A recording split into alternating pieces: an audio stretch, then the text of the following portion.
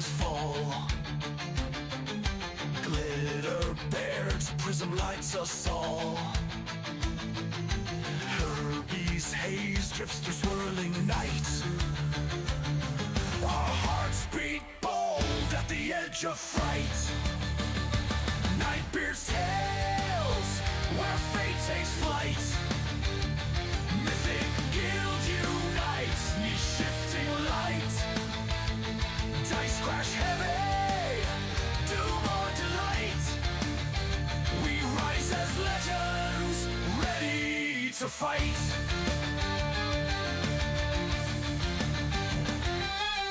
Dimmy spark, born of Eldrelite stone. Cali stems, firm when savage hearts moan. Darius ascended, forging mortal dreams. It's a fight.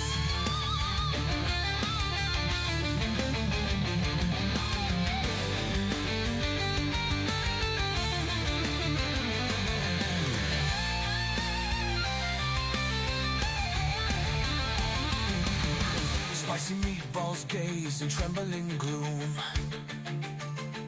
A bard rolls seduction in tavern room. When monsters roar, let your courage roar. You're stepping into another Nightbeard adventure, time to roll. Nightbeard's tales, where fate takes flight. Mythic Guilds unites, niche shifting light. Dice crash heavy, to more delight. We rise as legends, ready to fight. Ready to fight. Ready to fight.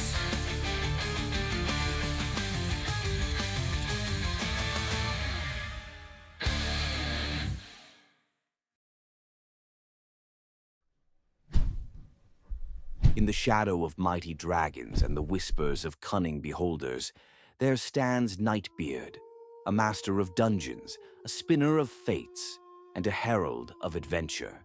With a quill as sharp as a rogue's dagger and a mind as boundless as the multiverse, Nightbeard guides adventurers through tales where the daring clash with ferocious sea beasts, parley with goblins and giants, and uncover treasures guarded by the darkest secrets.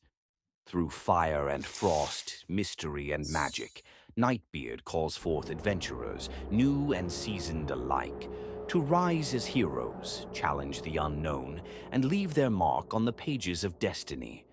Join the ranks of the brave on Mythic Guilds on Discord, where adventurers forge bonds, face legendary foes, and claim their place in the Hall of Legends. The realm awaits. Will you answer its call?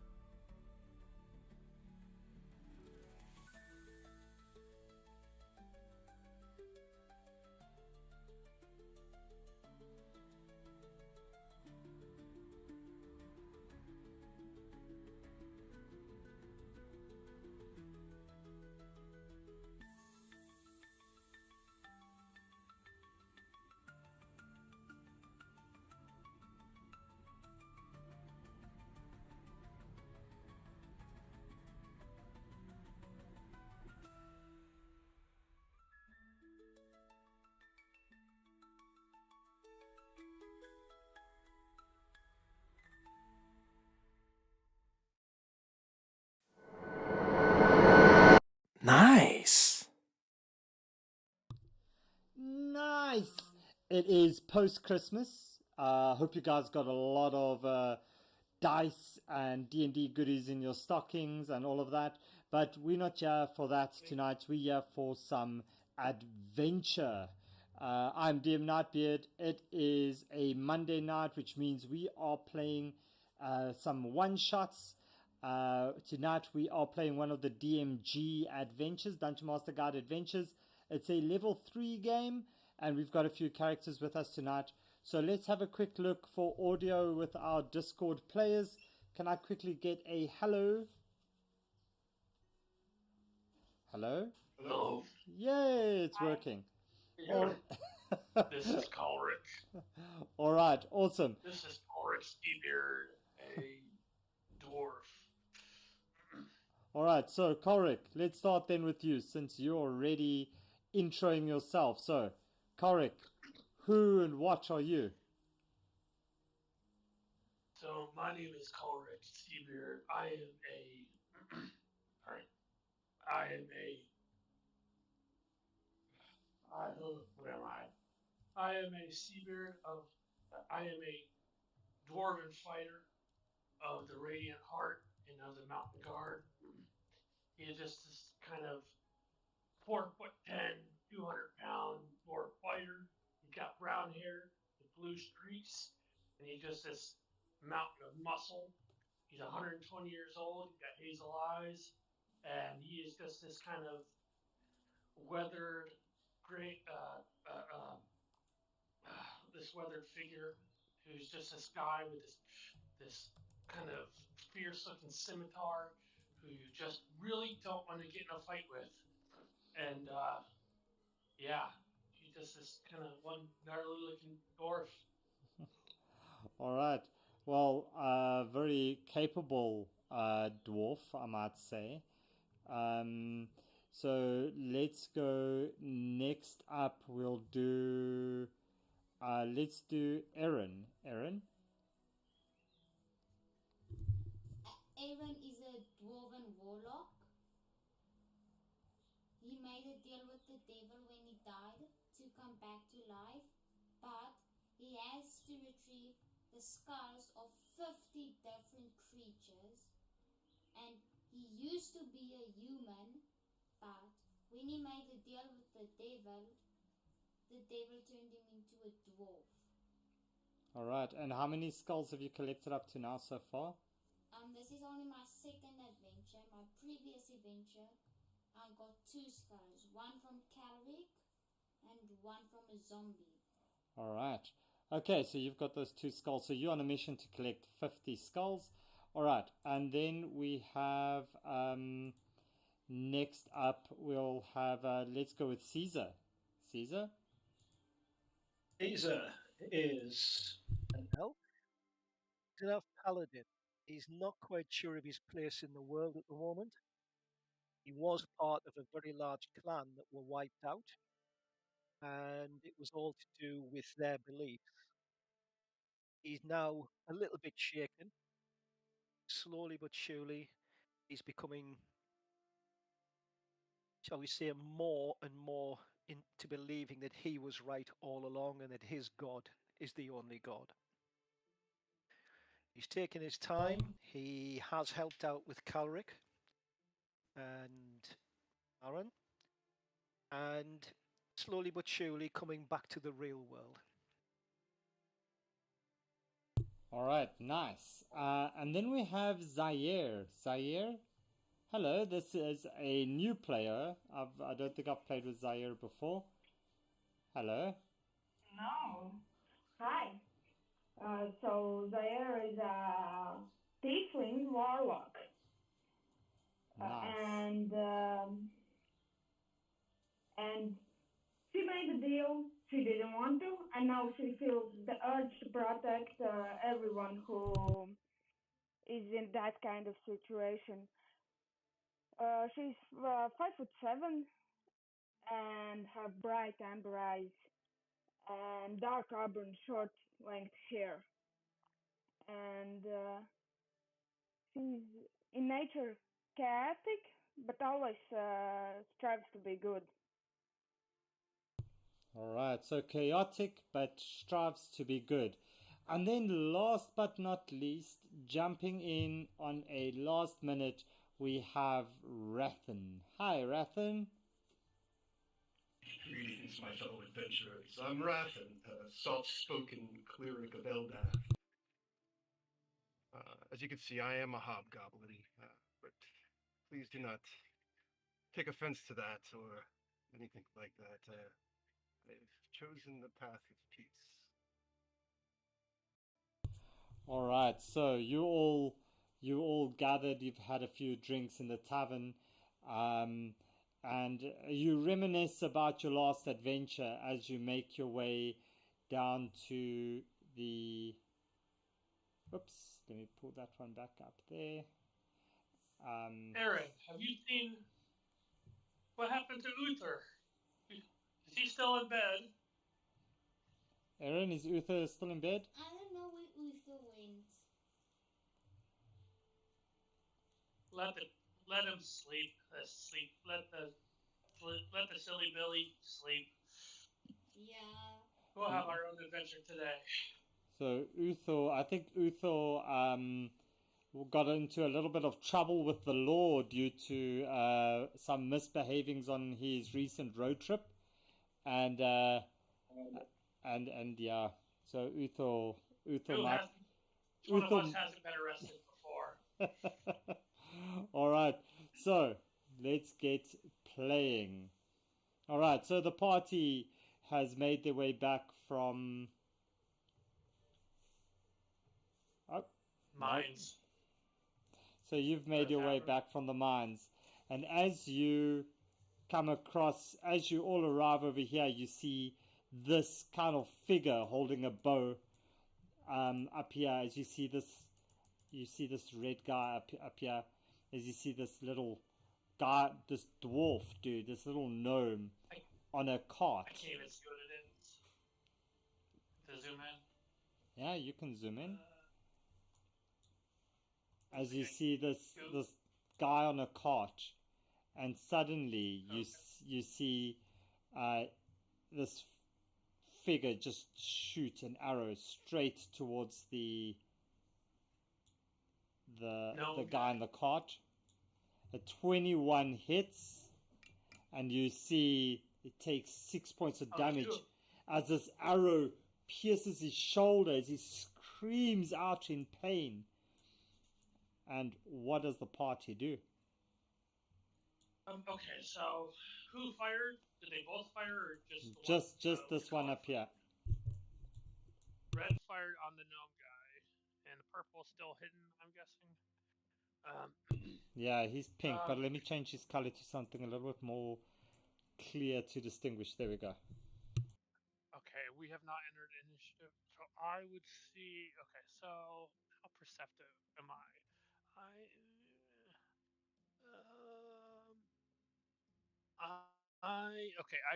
But it doesn't matter how perceptive we are. We all just see this happen, or all we all hear this. You all see this. You all hear this. This guy just screams out in pain. Ah! Like a Wilhelm scream. How tall is this? Oh no. How tall is this embankment to our like 2 o'clock or whatever?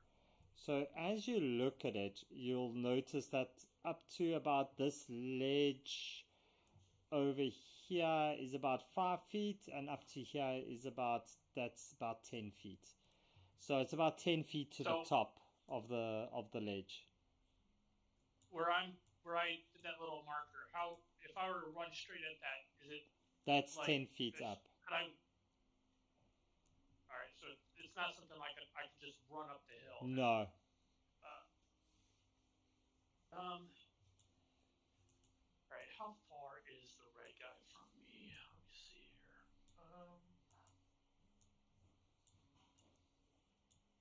Let me pull that ruler out. And while you're busy measuring that, I just want to say thank you to each and every one of the followers on Twitch. We've reached our follower goal of 250 followers. That is amazing, and I appreciate each and every one of you. thank you so much. I can't believe that there's 250 people that actually want to see me play D&D, or us play D&D, which is amazing. So yeah, great stuff, and looking forward to a bigger year next year. So while you're busy deciding, Karik, what you want to do, does any of the other party members want to do anything? Caesar, he will charge as fast as he can to the injured person.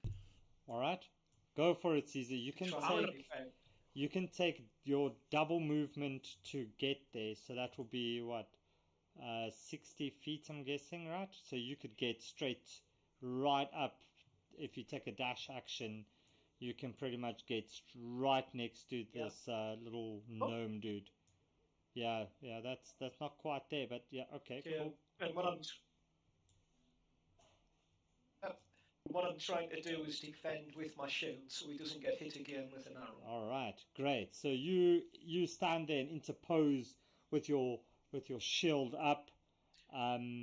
Anybody else doing anything? Kalric is going to pull out his bow and take aim at the guy in the red. All right, so Kalric, you can then roll me your attack, please. Where's my options? All right, and while Kalric does that, everybody else, Zaire, do you want to do anything?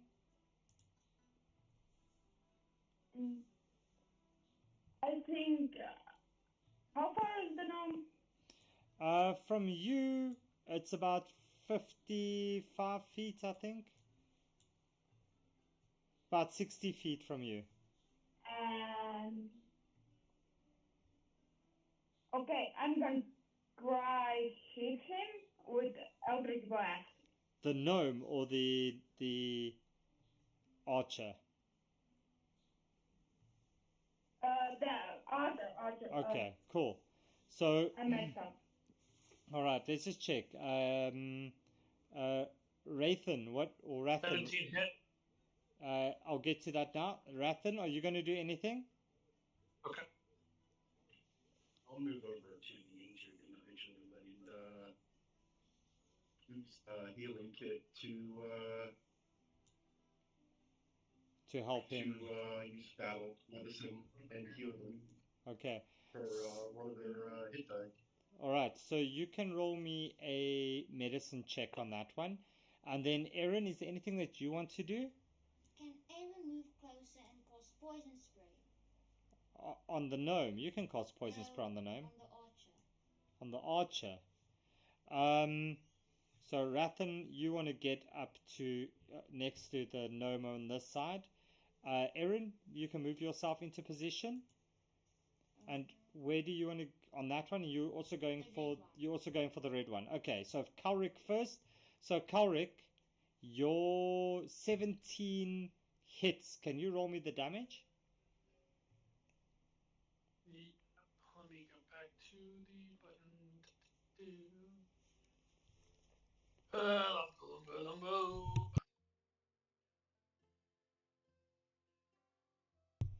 Oh, nice. So, how do you see this happening, Kalric? So he sees the red guy firing off. He's like, "Oh no, you don't!" And he pulls back, and then just launches one off. Hits him right in the back of the head, and then just goes straight through his head, and keeps on going. All right. So as this bow just goes, you see this archer just drop down as he rolls down. Doof, doof, doof, doof, doof. And he ends up down here. And then after that, I would just, we're not in initiative, but I would just start scanning around, looking to see if there's anybody else All right. around. Okay. And I don't know if I would see the purple guy yet, but I would just start looking around. Yeah, well, you would see the purple guy. He's not really hiding that much. So you'll definitely see him. And as you do that, Zaire, you see this target that you wanted to Eldritch Blast just tumble down this cliff. Thud, thud. And it's just blood and just everything, just everywhere. And what are you going to do? Oh, is Zaire still there? I think Zaire just dropped off. Ah, okay. So Zair's not there anymore. So Zaire just turns away and she just runs, screaming into the dark. So Erin, you see this red one that you wanted to shoot or spray just drop down there. So you look over, you see this another archer to the south over here of you. What are you going to do?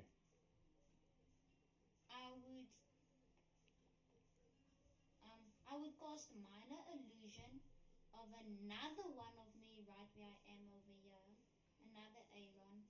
So a small Aaron right where you are. Not a small one, a normal size. Well, you can't be. Well, I can. It's a 5 foot. yeah. So just another one of you. So I'll give you a letter A for Aaron. And then I would try and extract the skull of the archer. Yeah. Okay, but you're not doing that on this turn because you already used your minor illusion. Okay.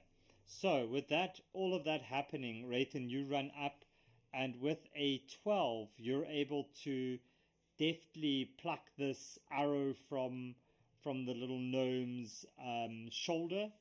You pull it all the way through, and you apply pressure, and the bleeding starts to abate a little bit.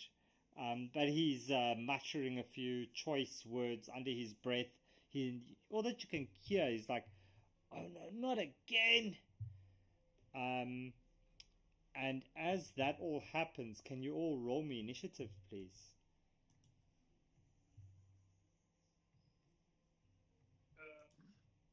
Kale lost the link to the VTT page. All right. Kale? If you could throw it to me, that would be great. Yeah, so in the chat, in the Discord, so we play on above VTT, so that's the browser extension. So when you open up your character sheet or you open up the campaign link, you'll see your next, if you've got the above VTT browser extension installed, you'll see that there's a button there that says join above VTT.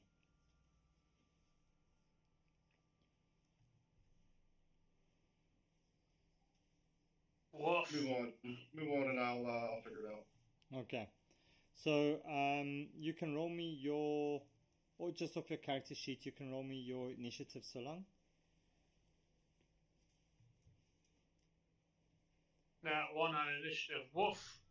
Yeah, that's not the most fun, eh? Oh, you know what? I took one of the bad guys out already. It is what it is. Okay.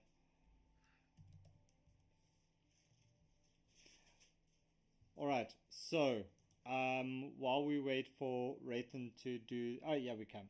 Initiative 16. Nice. So Raythan, you go first. So you standing next to this gnome, and you. Let's see. What's your passive perception? Passive perception is going to be 15. It's a 15. You see, as this guy comes tumbling down here and Aaron runs next to him, you see some rustling in the bushes over here. And you look again and you see this guy. He's standing right there in the bushes.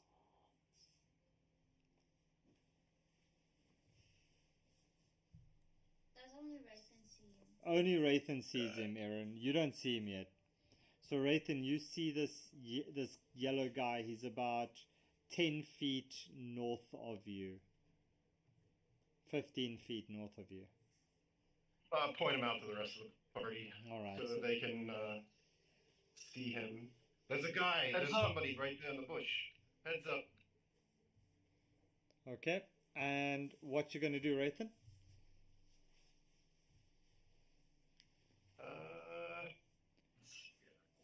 Well, I can call you Rat.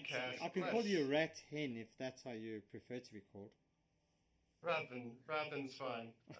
I'm going to cast Bless on myself, the ally that's standing next to me, and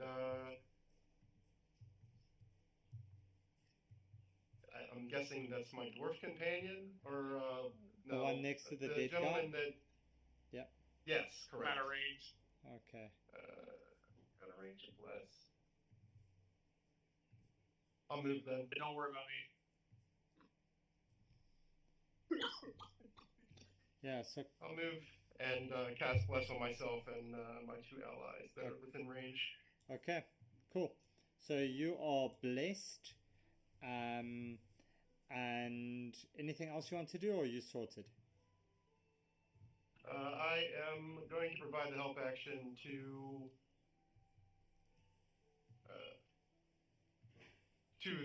the one that's farther from me. I have a bonus action, help action. Actually, I'm going to provide it to Caesar. And because I'm a hobgoblin, I can give him temporary hit points as well. It's part of that help action. Okay, And that so help action is going to be to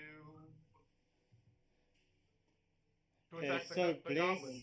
So bless is in 24. Bless is a full action, and bonus action is help is not a bonus action. That's a full action as well. Fair enough. Then I will use. I'll just take the dodge action until I sort my Okay. my next turn out. Go ahead. Yep. So okay. So Aaron, it's your turn. You see Rathan point out this yellow goblin over here. You've noticed the purple one up top there. What are you doing? What does Blaze exactly do? So Bless gives you an additional D4 on your attack roll. Okay. Okay. Can I cast Toll the Dead on the one in the bush? The toll of the dead? Toll, okay. He has to succeed Toll the Dead. on a wisdom saving throw. Wisdom save. Okay, what's the DC there? 11. 11, so he meets it. Then he only takes 1d8. Okay, so roll me the D8. Damage. Fantastic. He takes his 1 point of damage with a smile, Aaron. Anything else?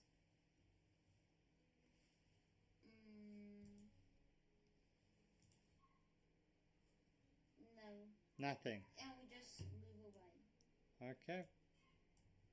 Over here.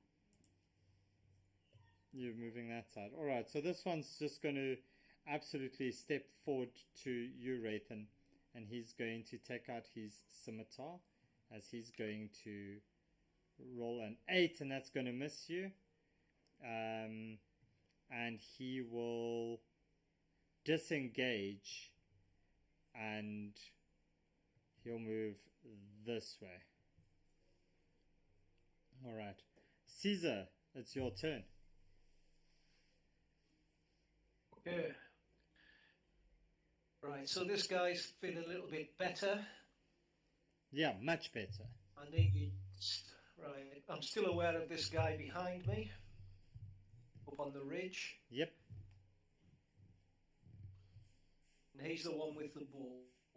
He is. And while So you're he's busy the immediate assessing, threat. while you're busy assessing the battlefield, Caesar, can you roll me a D100, please? D100. Like the sound of that. How do I do that? So on the bottom right and left of your screen, Yep. there's dice. So you can look for the one that's got the 2 dice with it, and you can roll that. Oh. Click that There we once go. and click roll. There we go. Or an 8. All right. So Whenever as I you just throw you at the D100, it means bad things. all right. So Caesar, as you look over, you see that this arrow that actually shot this gnome punctured his shoulder a little bit, and it seems to have hit this like bottle behind him.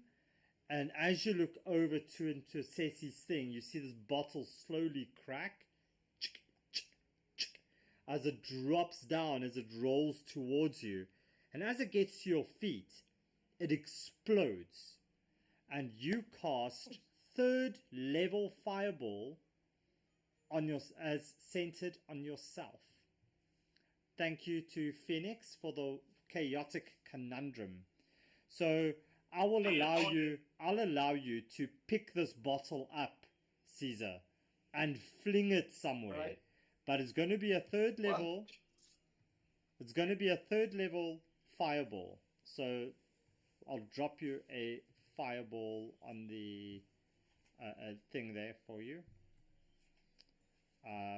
What's the fireball? Is it's 20 foot, eh? Yeah, 20 foot sphere. And that's going to be. But I'm going to have to throw it, pick it up and throw it towards the yellow guy. So that's get it away from the that's rest. going to be the fireball damage, the area. So you throw the fireball somewhere. Yeah, at him. At him. So like At the yellow one. like that. Then we'll get all of you. Let's see if we can get all of you in here. Something like that. Well, no, a bit further. A bit further. That would be where I would try to go. So something like get him in the Is that like Some- athletics? I don't know. something like that. Okay, so that Caesar, looks perfect. roll me a your choice of like an athletics or a sleight of hand. We'll go with athletics. Okay, so roll me an athletics.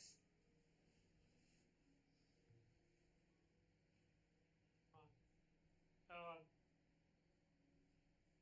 15. Yeah. So you don't throw it. You just kick this. You kick this thing all the way to this, and it explodes.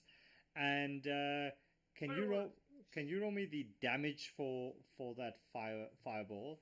And that's going to be 8d6, please.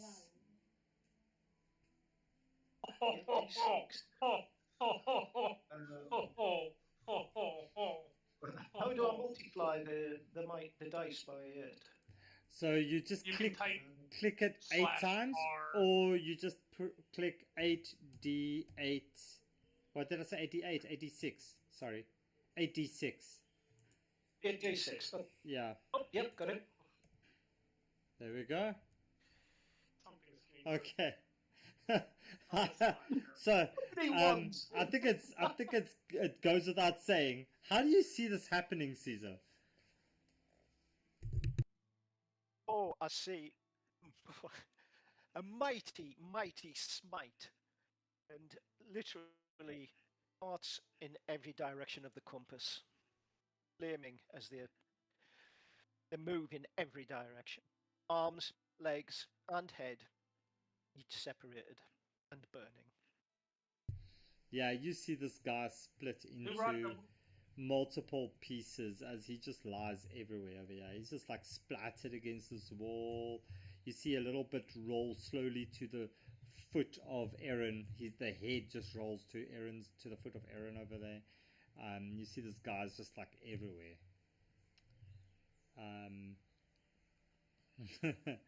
Yeah. Anything else, Caesar? I'll turn towards the guy that's still there with bow and arrow on the ridge and basically shake my shield at him as I shout, "Spite!" All right. And as you shake your shield at him, you see this arrow just fly straight towards you. And that will be at advantage. So 21 would hit. Let's see if it gets a crit. No. So you see this arrow come from somewhere else, not from the guy on the hill, as it hits your shield, penetrates your shield, and does 6 points of piercing damage to you, Caesar. Ulrich, it's your turn. Yeah, I'm still here. Okay, so I'm gonna run up. What's my movement again? I got 30 feet. So I'm gonna run up 30 feet because I'm way back here. Wrong button. 15, 20, 25, 30. I'll be by this bush. And I'm still way the hell away from everybody else. So I'm going to take a longbow shot at the purple guy. That's pretty much I can only do from back here is either throw a javelin or throw a longbow, and a longbow is easier. Cool. So So I'm you going to throw. take your shot with the longbow, and let's see if you can hit the purple guy. I think. Can I do? Yeah, pretty much all I can do from way back here. So yeah, I'm just gonna take a longbow shot. Come on. 15 hit. 15, it does hit. You can roll me that damage. Okie dokie. And damage. Oh, poo. 5 points. All right. So, garbage. Anything else, Carrick? And then.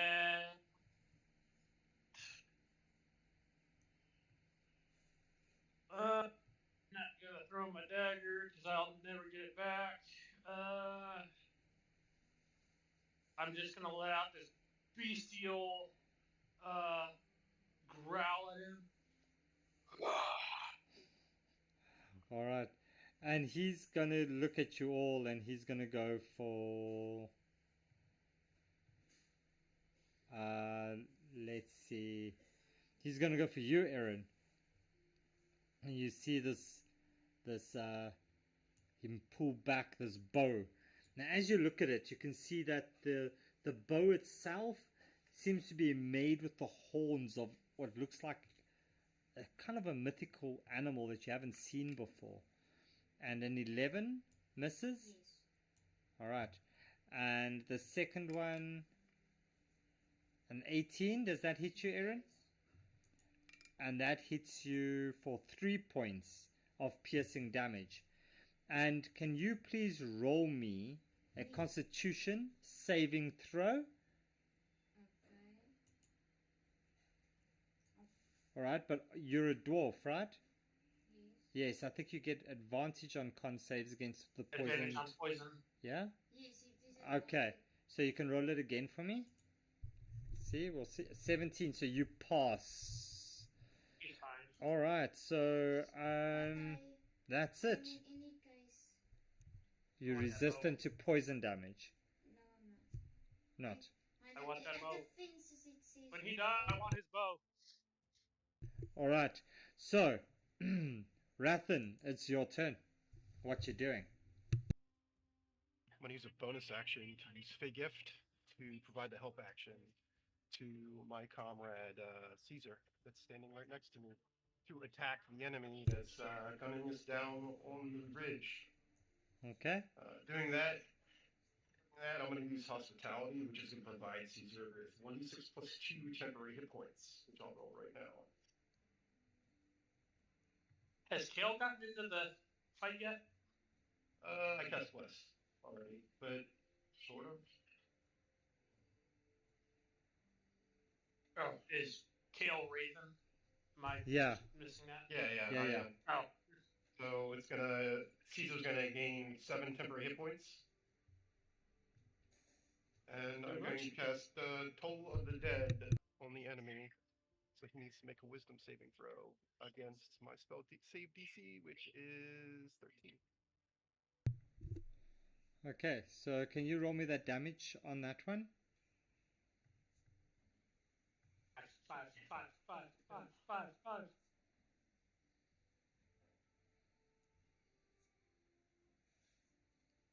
Take the first one. My apologies. Oh.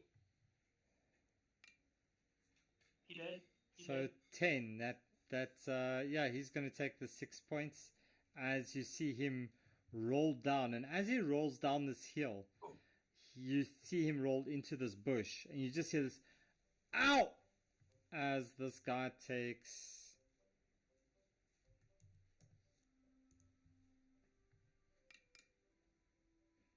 5 points of damage, and you just see this like dude, he just like stumbles out very drunkenly, bloodied, looking very much worse for wear. And Aaron, it's your turn.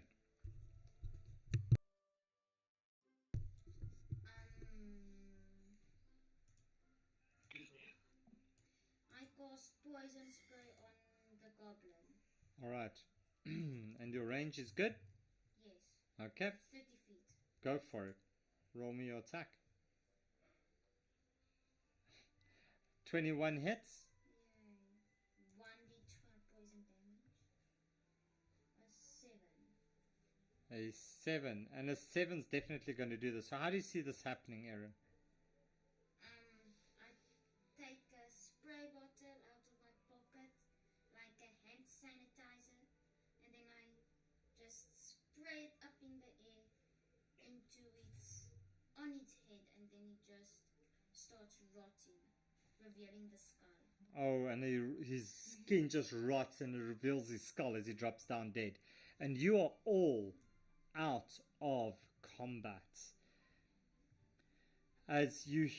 I am walking over here and looking for this guy's Rambo or whatever bow he had. Roll me an investigation check. Roll me an investigation check, Ulrich. I suck at investigation. If I fail this, if I can't find his bow, I'm gonna look for it. Move over and help him. Help action. And I'll give him guidance too at the same time. Alright. So you can roll that again, Ulrich. And then you can add your d4. Okay, so roll advantage plus a d4. Yeah, so you just roll another one. So just roll another investigation and you can roll a d4 and we'll add it to that.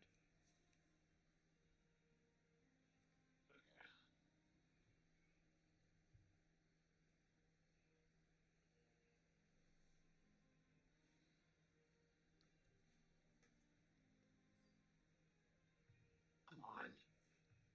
I don't.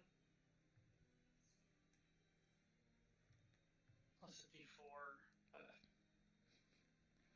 Okay, so 6 is, we'll take the 6 because that's the highest one. Well on The this yeah. So you find this bow, and with the tumble, it has broken into 4 pieces. But you find it; it's there. Then I will I don't have mending or anything, but I have smith tools. Can I pick with smith tools?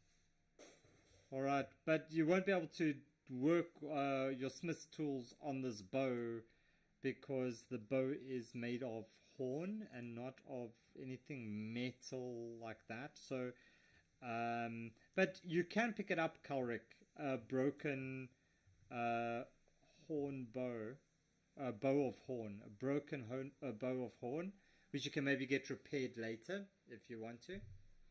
And as you do this guy's... I'll figure out how to fix it later. Thank you for saving me. This has been terrible. The last while we've just been attacked consistently on this road. My name is Nondi Bardux, and who might you all be? Hopefully not here to also take my ways. Aaron walks up to him. I am the mighty Caesar. As he goes, well, hail to you, Caesar. Nice to meet you. I'll just shake my shield a bit. Alright, so Aaron, you said you walk up to him and? I reach out my hand to shake his hand and say, my name is Aaron. Alright, he's like, well, it's a pleasure to meet you. You do seem to like the skulls of these creatures. Is that a hobby of yours? The devil said I had to retrieve them. Well, the devil has some strange demands, I suppose.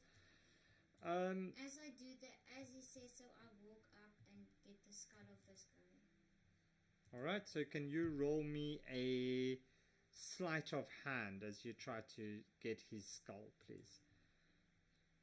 Oh, yeah. Alright, can I investigate?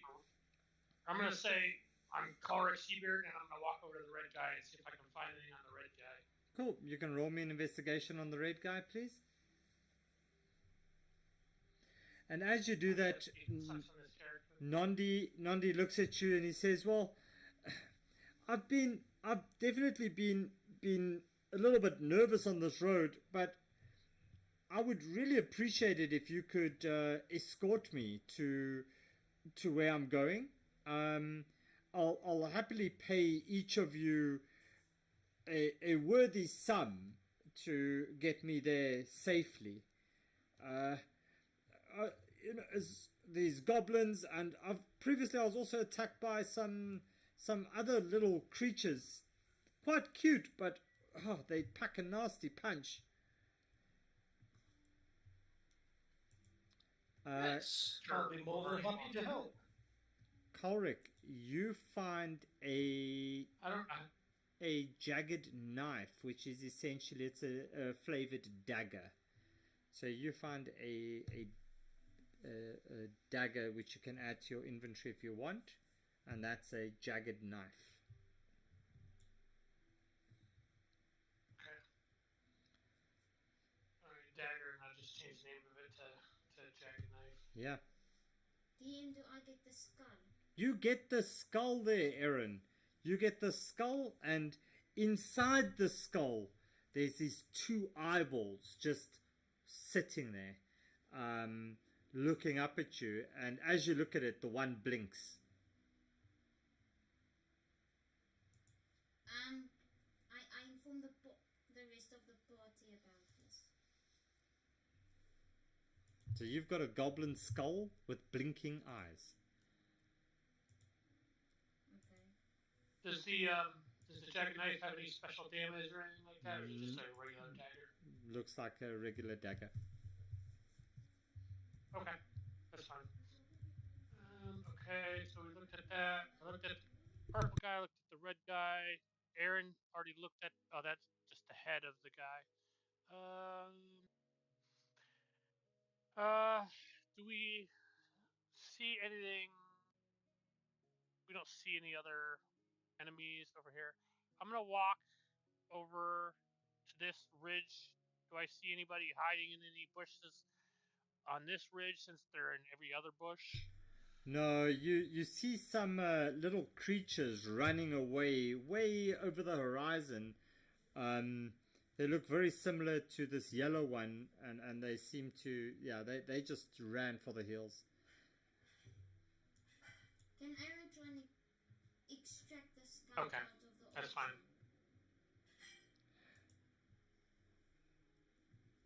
Yeah, you can have another goblin skull if you want to roll for it. An archer skull. Yes, it's a goblin. So also, they look the same. Okay, so Nandi looks at you, says, "Terribly sorry, but I do have a schedule to keep. So do we have a deal?" All right, let's go. All right. He gives you each 50 pieces of gold, as he says, "I'll give you another 50 pieces once you get me there safely." Deal. Let's go. Let's do. All right. So you go along with Nandi, and I think your bless will probably be done by. Plus, it's going to wear out. Yeah, bless. By the time you reach. Yep, 1 minute. Yeah, by the time you reach this place over here, your bless will be done. So you all travel as you arrive here with Nandi.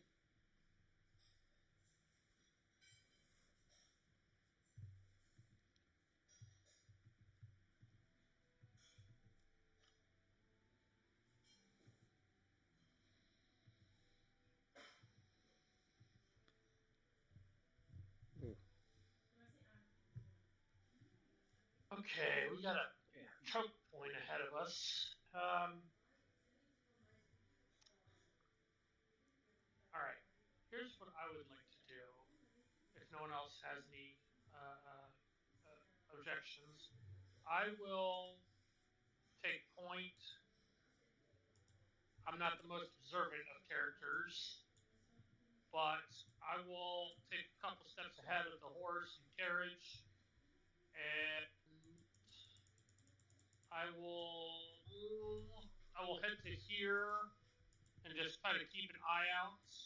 If anyone is more observant than me, they can take point, but I will volunteer to go first since I have a higher AC. And just be looking out for like any more archers up on the hills, things like that. Anybody coming from down here, things like that. As we move. Okay, so Nandi moves his wagon as he brings it across this way, and as he passes this last tree over here, you hear this tree just crack as you see this branch just drop down. Heavy big tree Behind us. just drop down, and you look Ambush. forward and you see there's dead horses blocking your path going forward as well.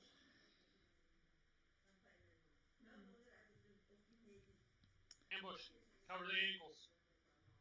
And as you do that, these little creatures come scaling down this wall.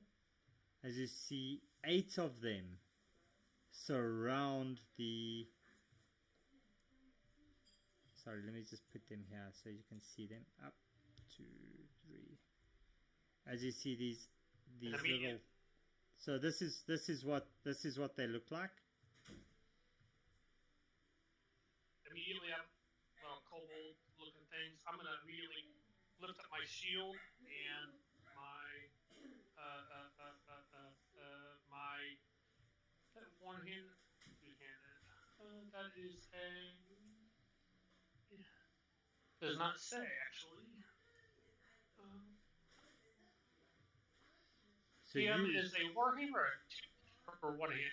So it's a one-handed weapon. Okay.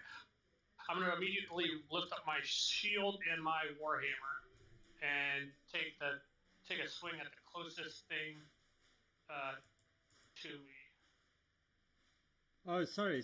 A light hammer is a one-handed.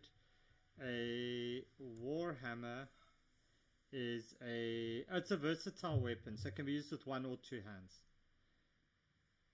Alright, so I'm going to put my shield in my left hand, and I'm going to take my warhammer in my right. Oh yeah, it does, because it has both boxes. That's right.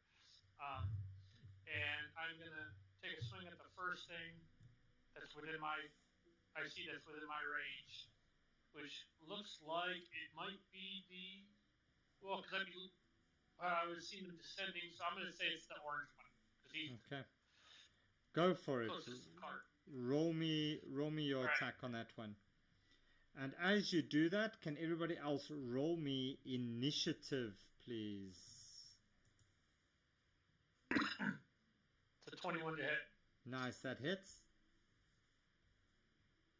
Alright. And then, where's my damage? 1d8 plus 3.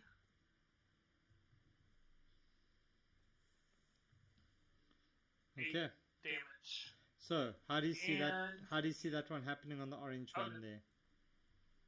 So I see them coming down the rope. Are they coming down the ropes? Are they clawing down? Are they jumping down or what? They just sliding down the side of this hill. They coming out of holes in the side of the mountain, of the cliff. They just appearing from everywhere. Okay, so I'm imagining this orange one in particular. I'm seeing him climbing down the mountain, and I'm just going to take my hammer and just smash him right there against the side of the cliff. Just pancaking him right against the cliff. As I'm growling. And then with my bonus action, I'm going to... I can use my scimitar. Oh, no, because I have my shield in my other hand. So I can't do that. Yeah. Okay, so you get the one attack. You get the one attack as a pre-combat action. So you attack this orange one, and now you roll initiative. Yeah, and then you need to roll initiative, please. Okay. Come on. Oh, that's not bad. 19, nice. So, Aaron, that would mean that it's your turn. So what do you do? I would like to stab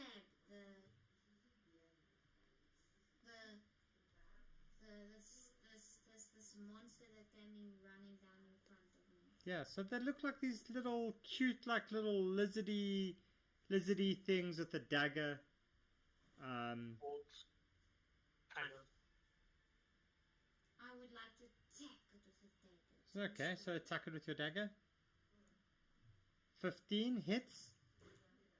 And the damage? 6. Cool, so how do you see that happening?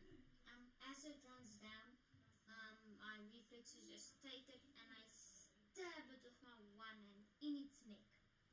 Nice. And as it tries to grab it, it just falls down. Alright, so as it grabs its neck, the blood pumps out of it as it just drops down slowly. And with this last breath, Aaron, you hear it say, you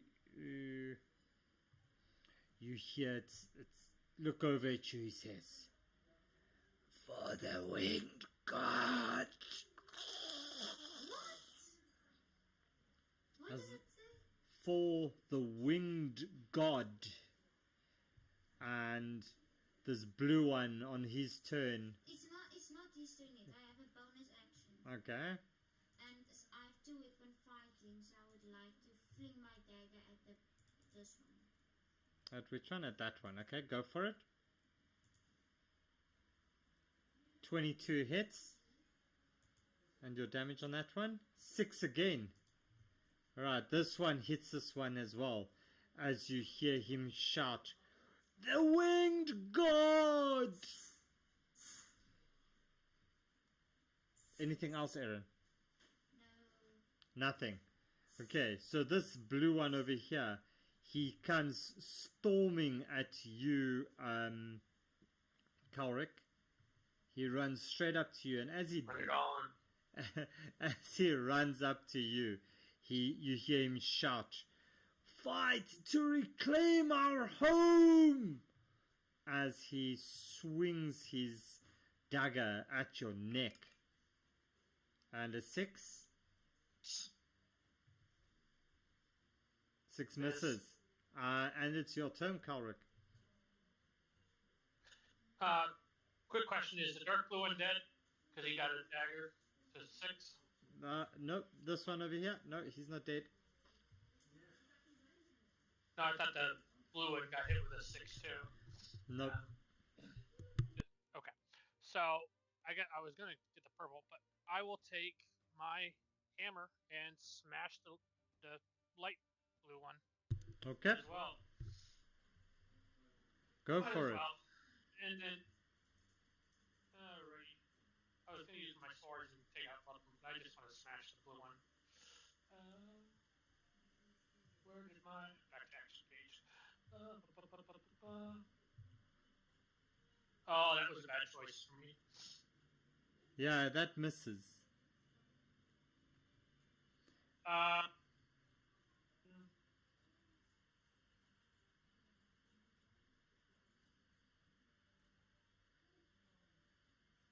I can. I could bonus action throw my knife though, because he's right next to me. Couldn't I? So you want to do what? I was thinking I could bonus action throw a knife throw a dagger at him because he's right next to me. Yeah, but you don't have, because you've got your shield up and you've got your warhammer in the other hand. You can't you can't do 2-weapon fights. Yeah. Well, I have a bonus action to weapon fighting. Yeah, but you can't do My hands 2-weapon already full. fighting because you don't have an open hand. Yeah. Yeah. I'd have to drop. Yeah.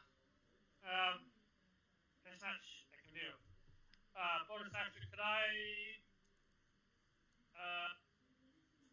What can I do with bonus action? Could I bonus action? Could I shove him with a bonus action? Nope, That's a full action in 2024.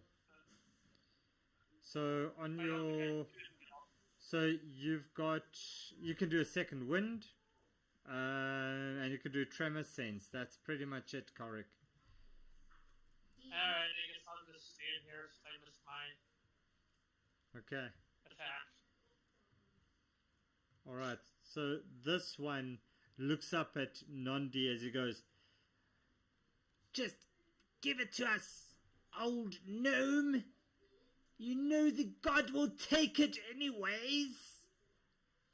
As he just takes his dagger and tries to stab you, Rathan. And as he does that, you see that he feels emboldened by the people around him as he attacks at advantage, and that's a 21, Rathan. That's going to hit. Go ahead. As he stabs you in the thigh for 3 points of damage. Very good. The purple one is also feeling emboldened seeing this. As he looks at Kaurik, he says, "Drop your shield, puny dwarf. The gnome's things will come with us." As he tries to stab you. Dirty 20. It hits. I'm still gonna laugh in his face. And that gets you for 6 points of damage. As he tries to stab you in the thigh and ends up stabbing you in your stomach instead. I'm still gonna laugh at him. That's all you have. Caesar, it's your turn. Okay, straight into the one in front of me in the red. Attack. Yeah? So you want to go for this one over here? Sorry. The red one? Yep. This one, yep, I got you. The one that's bloody. That's the one. Okay? Yep. Sorry, I have my character sheet up there. I couldn't say which one. It's okay. All good. Okay, so we're going with longsword. Okay. 23 hits. Thank you. And we will slice. Nice. Slice it. Give me that damage. 4 points will do it. How do you see this happening, Caesar? Oh, I've just removed his head. Body one way, head the other way. Smite. Alright, so you do that. And so as you do that, you look over as you see this wry smile on Erin's face. And Erin, you gain 4 temporary hit points, right? Yes, then can I also add my temporary hit points from... That still only stays at 4. So can... So it's just on the temp hit points, you just put 4. It doesn't stack. Temporary hit points don't stack. So if on my next turn I kill another one, I don't get more. No, you don't get more. But if you've no temporary hit points left or reduced temporary hit points, you get it up to 4. So if I get damaged again. If you get damaged again, then you can get 4 temporary hit points with the next one that dies. Okay. Alright. So Caesar, so you lob his head off straight. And his head just drops there under the wheel of the wagon as it rolls in underneath it. Anything else you want to do? I will shout, there is no such thing as a winged god. As this one looks at you as he takes his dagger and he throws it at you as he shouts, "Blasphemy!" as he throws the dagger straight at you, Caesar. Dirty 20 hits. Yes. Nightmare with these 30 20s, good lord. And that's 4 points of damage to you, Caesar. As he looks at you, he says, "The winged god shall have it!" Rathan, it's your turn. Going to cast Aid on, as an action, on Caesar, myself, and Cleric. Okay. So you get, it's 5, hey? 5 HP. Maximum HP increases by 5. Yeah, and you get gain 5 temporary You get temporary hit points. No, you don't get temporary hit points. Maximum HP increases by 5. And you get gain plus 5 points. HP as well. Okay, yeah, got you. So So you say that again. Our max increases by 5. and Yep, you get for the next 5 8 hours. For the next 8 hours, your maximum HP increases by 5, and you gain 5 HP to compensate for the max HP. So you're still damaged if you've taken damage in the combat, but your max HP goes up by 5, and you gain 5 HP. All right. So that's for Is that Kalric, Rathan, and Caesar, correct? Correct. So I already had 6 temporary hit points. I've lost 4. So you So I can still get these one. temporary hit points. You get 1 temporary hit point more. No. You don't get 1 more. You get 5 HP. So increase your max with plus 5, and then you get an additional 5 HP. That's not temp. This is just full HP. So increase by 5. 6. Oh. So I was at 31 before, and I added 5, so I go to 36, and then I heal for. You heal for so 5. I'm at That's 30, it. That takes me out. How do I do this? New HP. Temp. So on the right hand side of the on the health bar, you get an override. If you click on your current and max, Yeah. if you click on the max part, it brings up a screen, and then you see override max HP, and then you just add in there yours. Yeah. Because you've got 28. It will be, what's that, 33 will be your maximum HP. Oh, what have I done? No, not 5. You can stay on 5. I'm happy with that. It's just going to make you die outright. That's okay. Sorry, can you tell me how many it was again? 30? 33, I think, was what we said. 3. Yes. Okay. There we go. And so I retain 5 temporary, Hit and my points. actual is 33. That's it. Okay. Rathan, Thank you. so you do aid. Anything else? End of turn. Thank you. Okay. So it's this pink one's turn as he drops down to next to you, Rathan. As he smiles, he takes his dagger out. He says, "The winged god doesn't like traitors."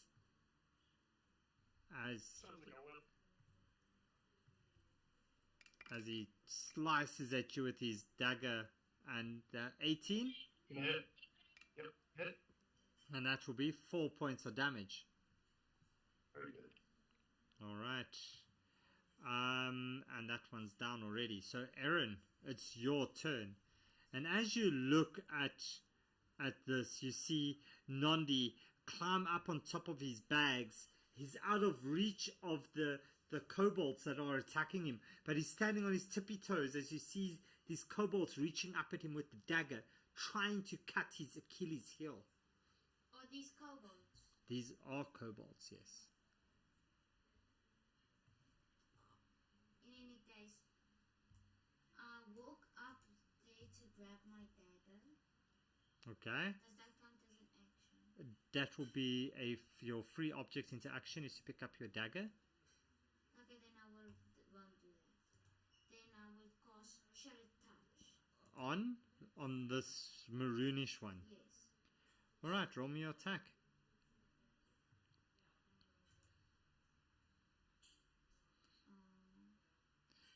As he sees you try to touch him, he's like, "I did not give consent!" As he steps back. He says, the winged god will have your head." So do I get opportunity attack? No. What is it? He just steps away and you miss him. Okay. Alright, anything else, Aaron? No. Okay, so this blue one looks at you again, Kalric, and swings his dagger at you as he sees this damage to your gut. A 22? Yeah, then I'll hit. And that does a huge 3 points of damage. Absolutely huge. Correct, it's your turn. Is that all you slimy little punks got?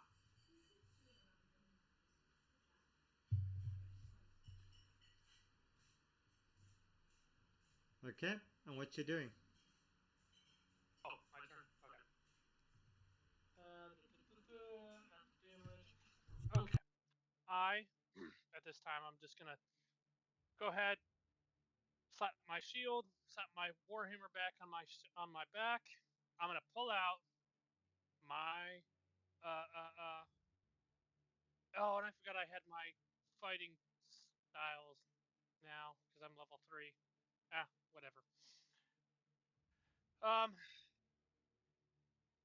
gonna pull out my short sword and my dancing scimitar, and I am going to, as soon as I go back to the right page on my character sheet.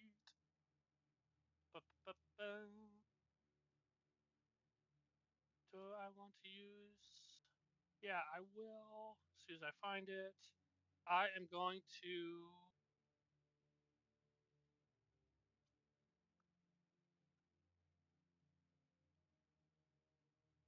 Oh, I could have used that earlier. I could have used riposte earlier.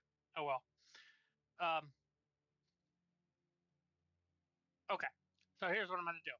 Is when we did this last time, I think I had to use the short sword first to get the extra bonus attack with the scimitar. I think that's how it went. So it's the short sword to get Vex, and that gives you an advantage on the scimitar attack, which is Nick, and then you get to so that's how it works. So I'm gonna attack with the short sword to get the Vex, and then the scimitar, and then the other scimitar attack on blue, and then I'll move to the purple one. That's it. If it works, all right. So here is the first short sword attack. If it goes well, and that misses. But I have, where does it go? The superiority dice. Can I do that to change that? Yeah, so you can roll superiority dice. Okay, so I'm going to roll superiority dice to make that hit. Where did that go? So it's so it's a D8, so you can choose. Yeah, so I'm going to. Alright, so do I just roll 1d8? Yeah, so you can click on your. Yeah, so you're going to roll 1d8? Yeah, I'm going to roll 1d8 and add it to. Okay. 1d8. And let me get a freaking head off this. Let me just check. I don't know. It didn't matter because that didn't hit. So you are your maneuver. So you're doing. Okay. So actually, you've got bait and switch, pushing attack, and riposte. So you wouldn't be able to use the superiority dice to add it to the rolls. Okay, so I can't do it anyways. Yeah, so you wouldn't have been able to do it. So you can add that. Just take that. It's as if you just didn't use it. Yeah. Okay. All right. Okay, but you still have your.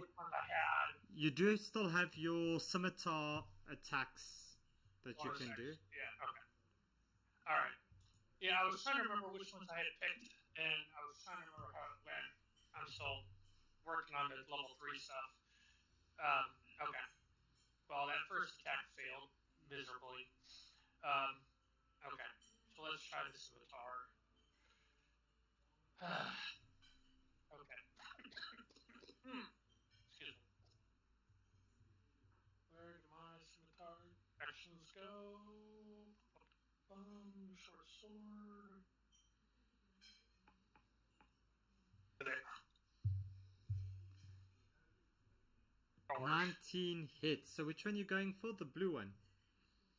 Yeah, that one. Okay, go for it. 9 point. How do you see that happening? And after he stabbed me in the stomach, I'm just gonna be like, oh, my turn. And I'm just gonna shove it all the way through his stomach, just impaling him.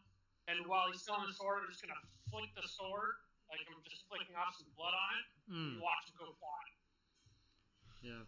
So as you do that, Korik, you look over at the rest of these kobolds as you see them reach into their pockets as they throw these like little smoke bombs on the ground. Poof, poof, poof.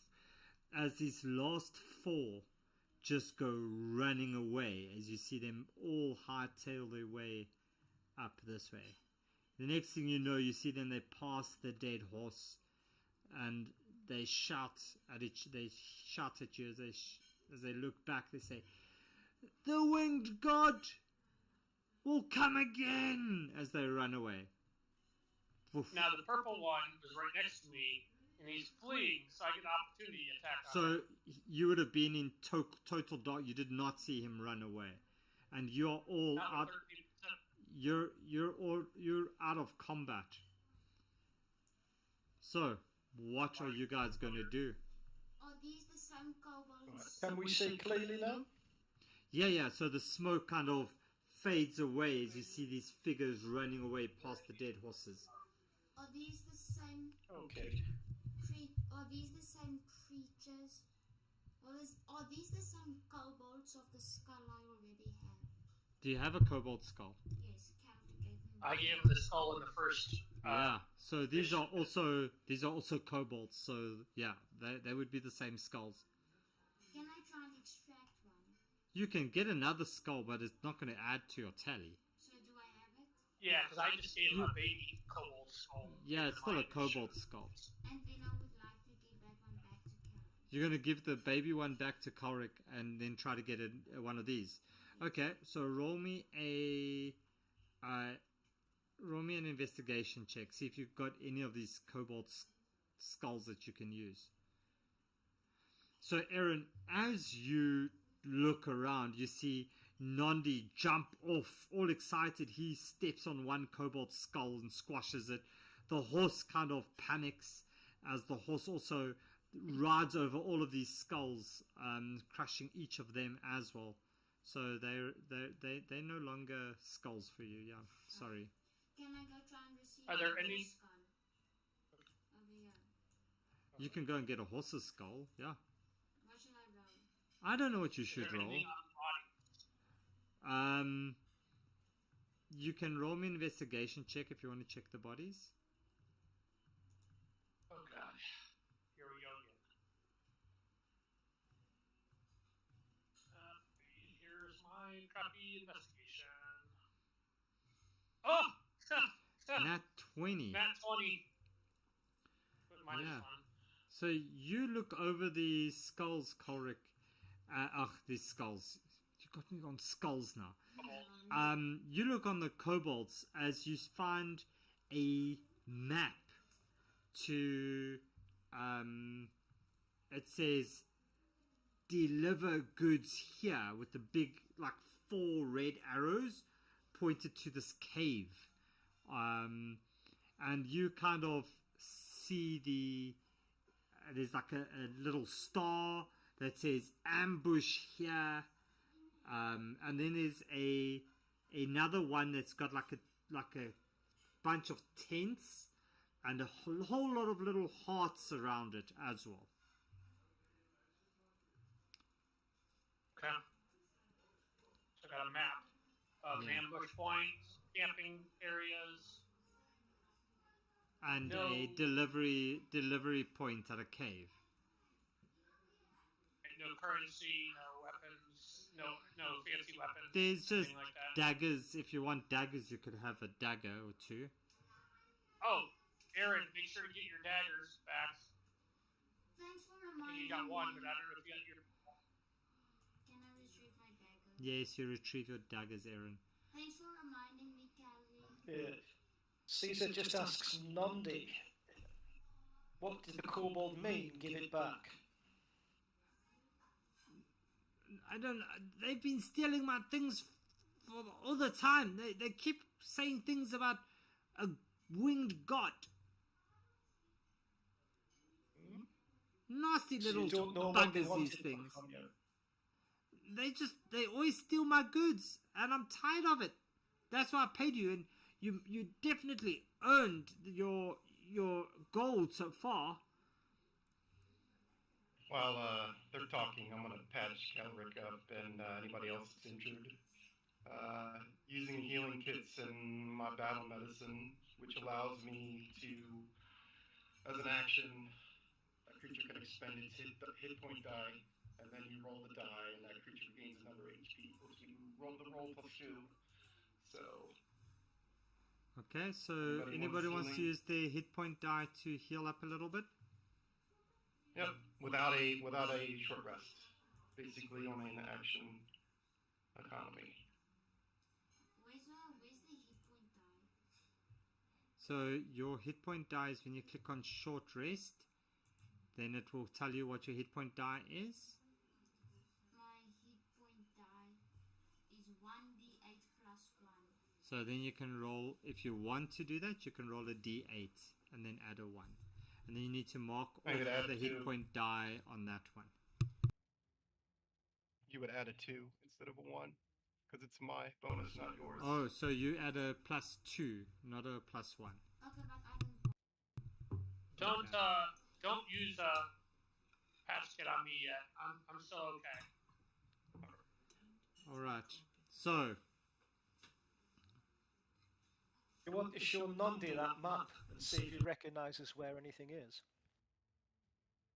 Hey Nandi, come here for a second. okay. So Nandi steps up to you and says, "Yes, let me just get. Can you give me a hand, please? Just help me up." And then I pick him up and just one-handed, just pick him up and shove him up into the cart.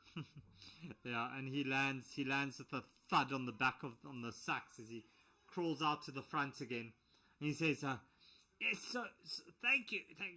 Can you move these dead creatures, please? They're scaring Nancy." Is Nancy the Horse on horse? the right to the side. Nancy Should is go the look at horse, legs. yes.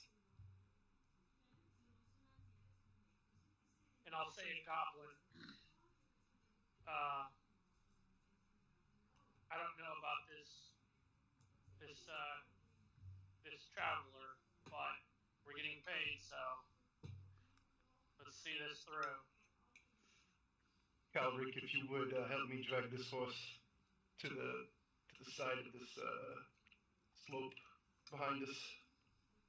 Right, and I'll drag the horse. Grab this leg. You grab that leg. Gotta make me the horse here. Who's on the tail end? Apparently me. I am too. The horse on the right is moved to over here somewhere. Yep. And then I'll come back and I'll help Aaron drag the other half away, the other horse away.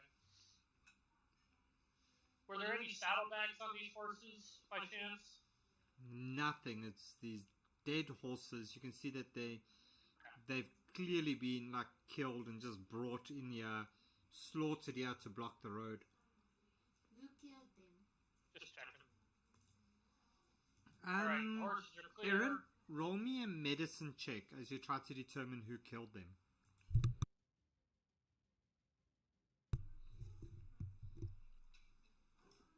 16. So you look at this and you look at the daggers, the dagger injury on Kaurik's stomach, and they look the same.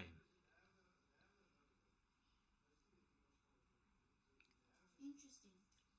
Okay.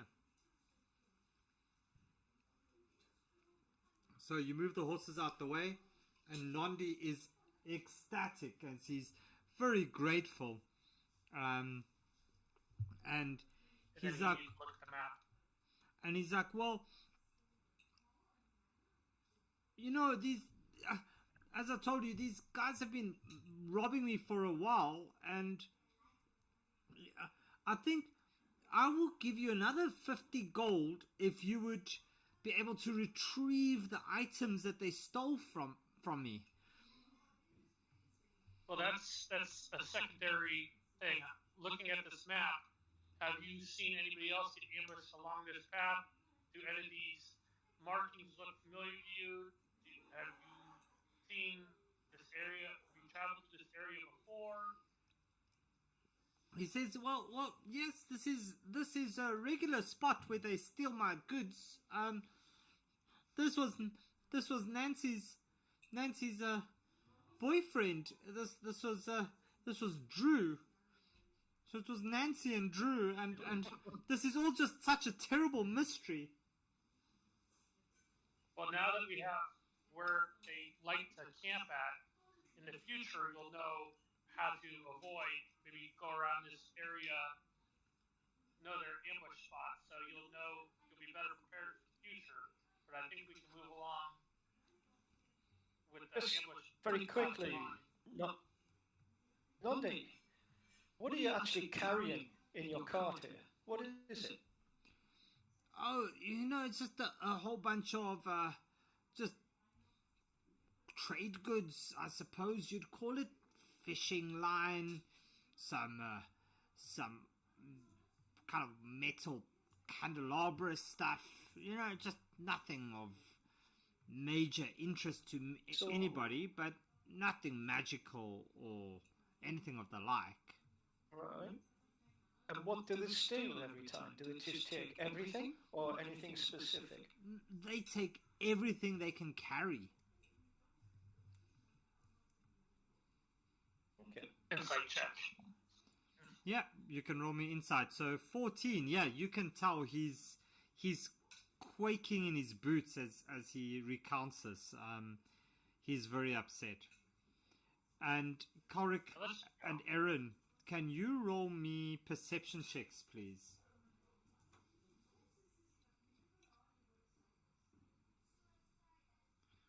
Oh, Korik, as you're busy questioning Nandi, you and Aaron, you hear this flapping. As you hear, it was them! It was them! And you look and you see all of these creatures. As you see the ones that you previously encountered, but you also see these ones that seem to have wings as they are flying above the others. And you see this pink one over here. He lands on the road, on the path over here. As he raises his hands, he says, Don't hurt us. My name is Schnookums, and I have to. I'm so sorry that you know we attacked you, but we have to. The god commands it. I'm gonna walk right up to his face. What am I gonna say? I'm gonna walk right up and I'm gonna say, we were passing by and you found us to be an even-footed foe. Yet you chose to attack us when there was no need. So I will give you one opportunity. Leave now or face the ends that your fellows face. Well, we'll leave you alone. In all the fearsome that a pissed off mountain dwarf. As Schnookums looks at you as you're doing this, as he goes, "We'll leave you alone, but please, the warriors they've told us of your strength, of how strong you are, and we need your help. The the god threatens us. We are forced to steal. He eats our children. We don't want to live this life. We just want to be fishermen again. But the god makes us do this. How do we know you aren't lying? As he looks at you, as he takes out a drawing from his pocket, is drawn in like charcoal. As you see, it's clearly done by a little child, and it's a picture of Schnookums with his 2 kids. As he hands it to you, Aaron, he says, These are my 2 kids, and the dragon killed them. He ate them. I've nothing to live for. I've no reason to lie to you. Hang on, did you say dragon? That's the god, yes. Wait, How big is this dragon? Bigger than us. Is it the height of this tree over here? It could be. It could What be. colour is this dragon? Have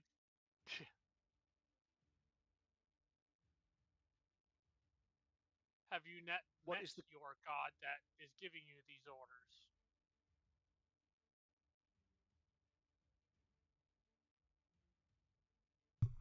It could be bigger. I'm not quite sure how big it is. We just leave the gifts at the entrance.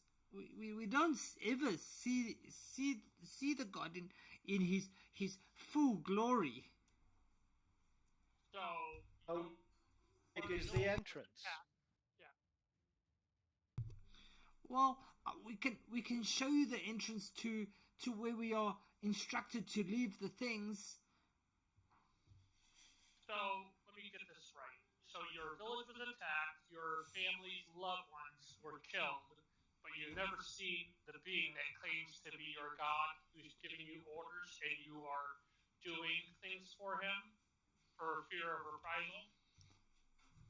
He says, is that such a foreign concept? To serve a god that you do not see? That you have to only follow on instructions handed down in very vague terms from a tome of sorts? I am not sure of any beings, period, that I do not trust. It's quite clearly a false god. can anyone I think we should go with these people. Anybody can make threats and kill in the shadow of darkness. Anybody can make claims that they are who they are not actually claim to be. Now, your families could have very well been killed by a god or a archfey or what have you, but I'm leery to offer up this gnome behind us and his supplies to a false god or a real god or any god. Well, How about this? Take us to the entrance. Nandi, you come with us. On guarantee that you will not attack or try to take his goods until we take a look and then come up with a solution. we will do you even one better. We will give you the goods that we took from this fine young purveyor of fine goods.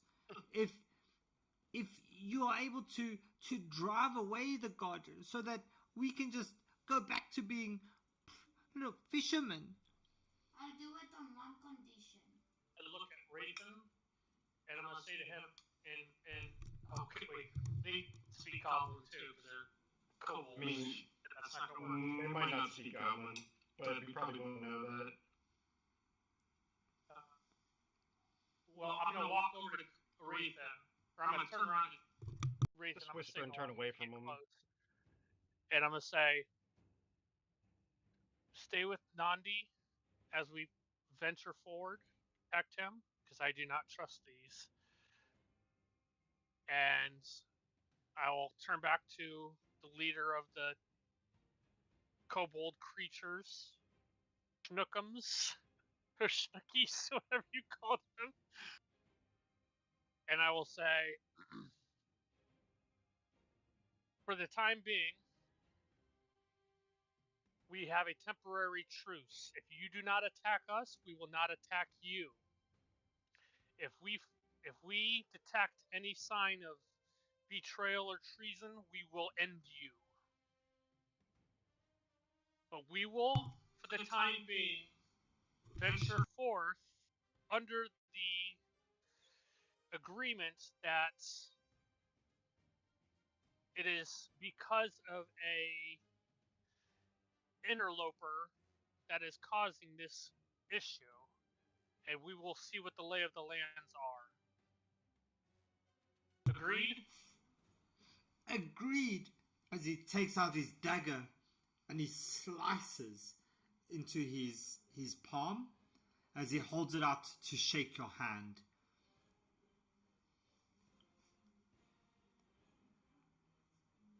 I'll look at Aaron and Caesar. I'll look at Rathan. I'll nod. And I'll shake his hand. As you move to shake his hand, he takes out his dagger as he slices your hand as well. And you seal the pact. And he nods as you see them all fly off. As you follow them from a distance, as you see them all fly off, pew, pew, pew, pew, as the other ones go running around the ground, and they all disappear. And you follow them to the entrance to the cave. And let us take a few minutes break. So let's take a about 5-minute break, and then we'll be back again, and we'll do the next section, if that's good with you guys. Just like a 3 to 5 minute break, and we quickly get something to drink, and then we can be back here in a bit. 13:40 for me. Cool. So see you in a bit.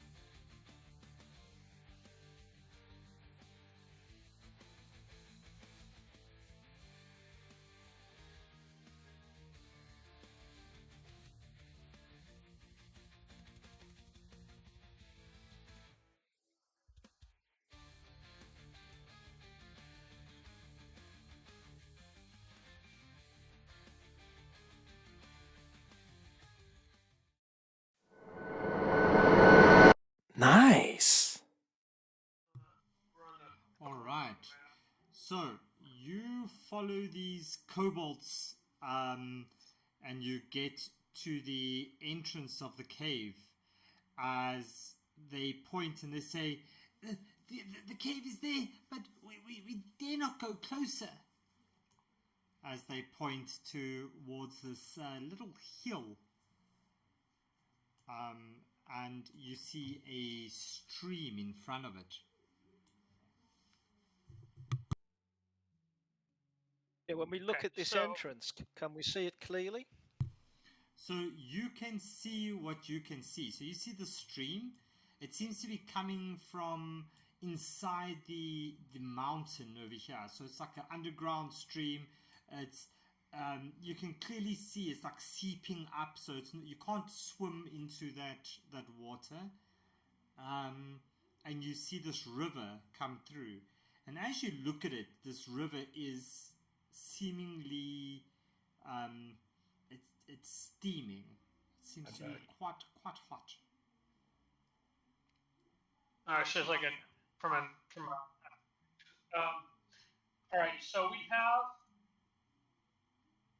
to the left, we've got a path straight in front of us. I'll ask the kobolds, where have you explored before? Have you explored to the left or to the right, basically? Oh no, we don't dare explore any further than this.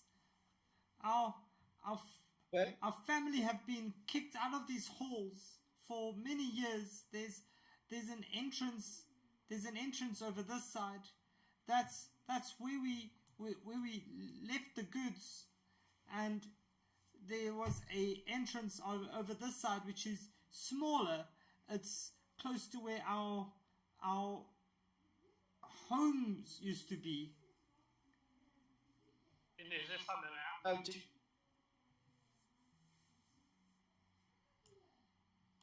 How do we get across? As the kobolds look at you and they say, it's your way to find across. We have to get going. We don't want the god to see us here. We don't want to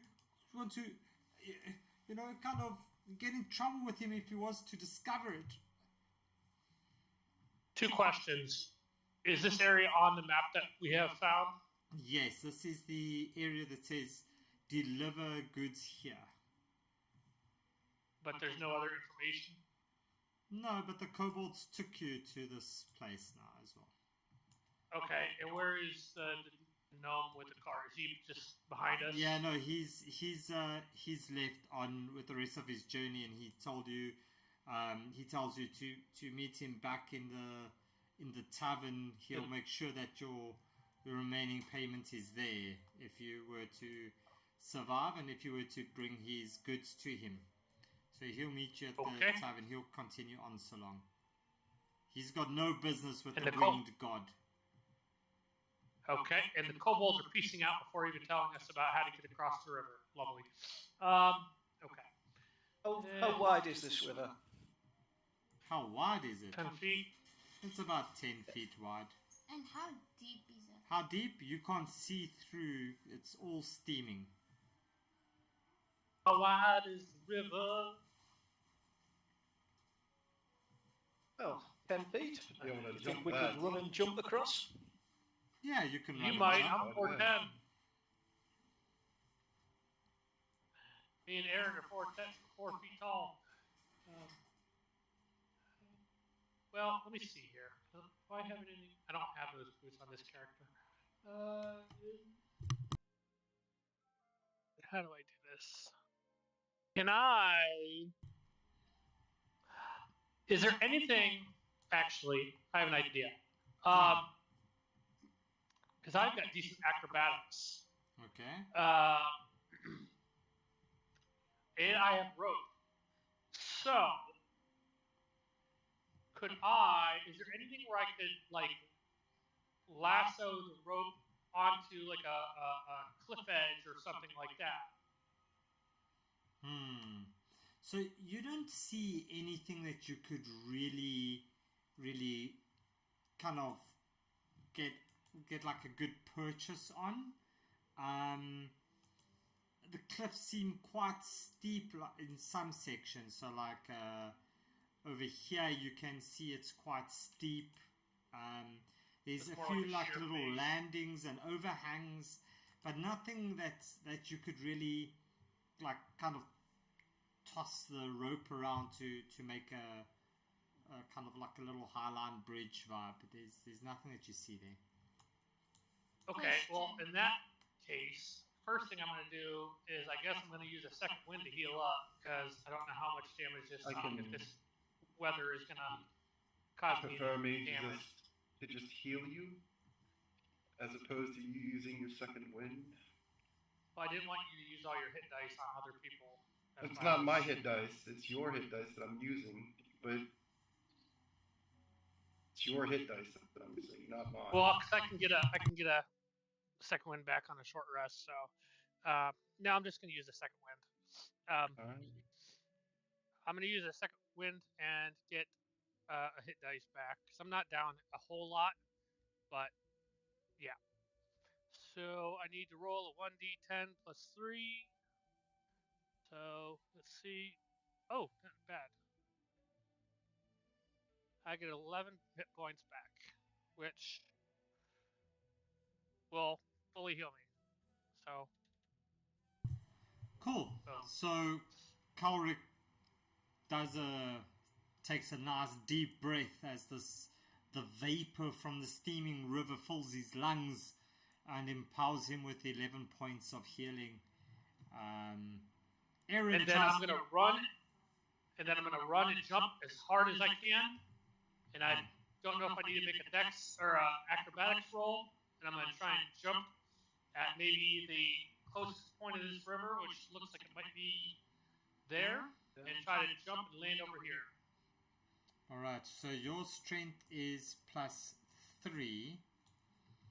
And I have a plus 5 acrobatics Yeah, so you need at least... and athletics. Okay, so you're going to try to jump that section. So you kind of get a run up and you leap over that section, Kalric. And as you land, can you roll me a acrobatics there? See how you land. Oh, nice. Oh, you land perfectly. 10 out of 10. Nat 20. Top score. Nat 20 plus 5. And I'm just going to hold my hands up like, ta-da. As you hear the crowd goes wild. As you hear the Caesar will kobolds do the same. clapping.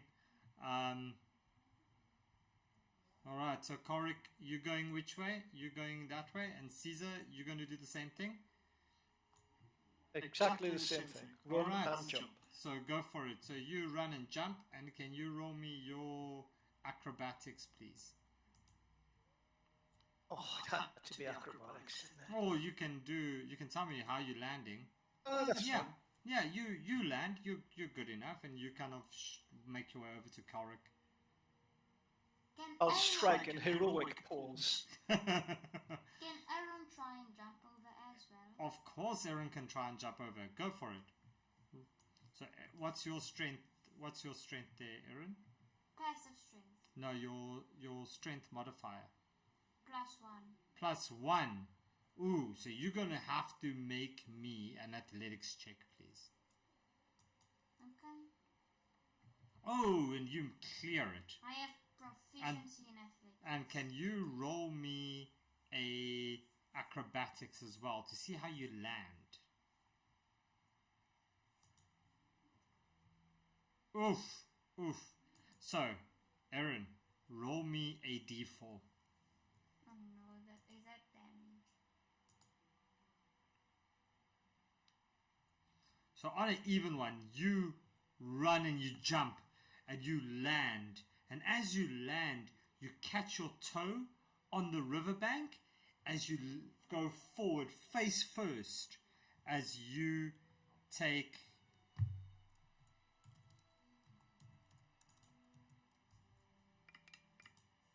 2 points of bludgeoning damage and you lose one of your teeth. As you go face first into the cliff. But you're over. Yeah. All right. And Rathan, are you going to do the same? Can I get my teeth? I'm gonna Can take- I take my teeth? Tooth. Your tooth falls into the river and you see it floating away as it sinks down to the bottom. Rathan, go for what's your strength modifier there? 14. I could make the jump. Normally I'd be able to clear 14 foot with a 10-foot run. Yeah, so you can clear And it. Korik's just going to stand there, just waiting by the riverbank, just in case he falls over and needs to grab somebody. Okay, so Rathan, can you roll me your acrobatics at advantage then? So you can roll it again there, Rathan, as somebody leans over to try to help you to land correctly. Wow. Wow. I'm gonna. Oh wait. I'm gonna use briefly as I'm landing. I look at my many friends that are around me, and I'm gonna add a +3 to my bonus. So that would make Using it my a- reaction. So that's a 12. Using the fortune from the many, yeah, it'd be a 12. Yeah. So you look and and these two hands just at the very last moment, you see these. You reach your hands out towards them, and as you're falling back into this heated water, you feel it almost start to like singe your back as these two hands grab one on each of your hands as they pull you up, and you just make it over. You just literally just make it over. And The moss is very slippery here. the moss. Tell me about You ain't it. going anywhere yet. And as you look Good at save, thank you. Rathan, as you look at Aaron, you notice he's missing a tooth. As he's also like, yes, the moss is very slippery. Alright, so what's the party doing? I think we should go get the gifts in the caves. A little bit more cautious than the river jump. Should we not approach this a little bit stealthy?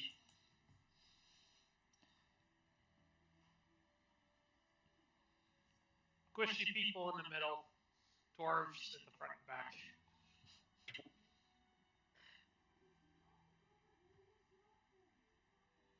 Alright. So, I'm just gonna gesture for Rathan to go in front of me. And I'll cover up the rear.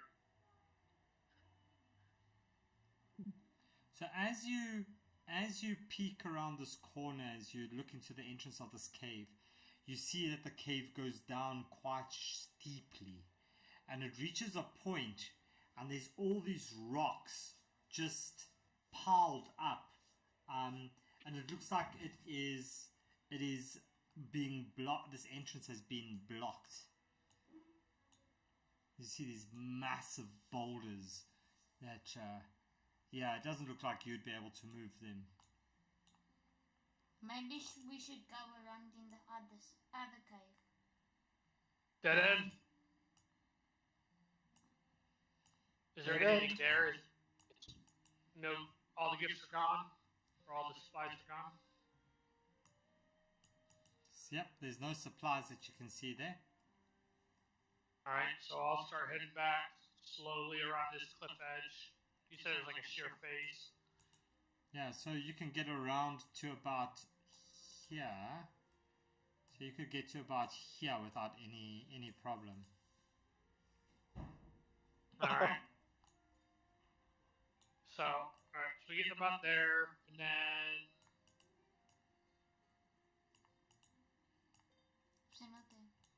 all right. At that point, can we see anything on the top of the cliff that we can anchor to? Swing across. You don't see anything like that, but as you look in front of you in the river, you see some stepping stones that are over there, quite well placed to be able to reach the entrance over this side. We gotta come back across the river, but it's Well, jump back again. Yeah. Nah, it's too risky. It's too risky for Aaron. I have spider climb, I can cast it on 3 of the members, and the other one will unfortunately have to jump back. Oh, nice. So you're going to cast Spider Climb, Aaron? Yes. So who are you going to cast it on? Me, and then the other 3 can talk among themselves. So how many can join you on Spider Climb? I can cast for myself, the other person, and then I can... Leave me out. I'll jump. And Karik will jump to this point right here, hopefully. And then I can use a magic cunning to get a 1 unexpended packed magic spell slot, which I can use as another one for spider And climb. Okay. So you're going to cast then on 2. On 3, myself. But yourself. So you're going to do then. Karik says he'll jump over. So then you're going to do on Caesar, Rathan, and yourself. Yes. Okay. So Caesar, Rathan, and yourself. You all get spider climb. Karik, you're gonna jump over there. Yep. Okay. I'm yeeting myself across. Yeah, you yeet yourself across. You're fine.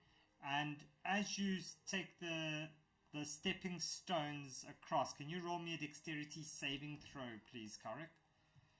The rest of you, I'm assuming you're just going to spider climb around on the side, and you'll get safely. You'll get you quite safely. 16. Yeah, you get over Karik without incident. So you get your I gotta quite safely. dodge around here. All right. What does that mean by concentration up to 1 hour? Yeah, so you're concentrating on it. So it means that if you lose concentration, you are cooked. Okay, but Then they don't have spider climb anymore. So how do I lose concentration? If you take damage and you don't pass your con save, or you can drop concentration on it. So if I decide to do anything else when I lose concentration? Yes, you can drop concentration on spider climb and then be just normal.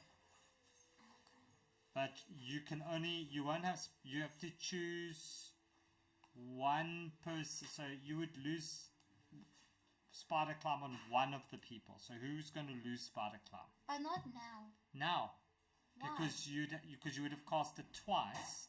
So it means you would have cast it on the one and they would have climbed over. And then you would have broken that concentration and then cast it on yourself and the other person to get over. So who's going to lose spider climb? Caesar. If he does spider climb at higher level, he can get all 3 at the same time, couldn't he? So he doesn't have the level. Let's check.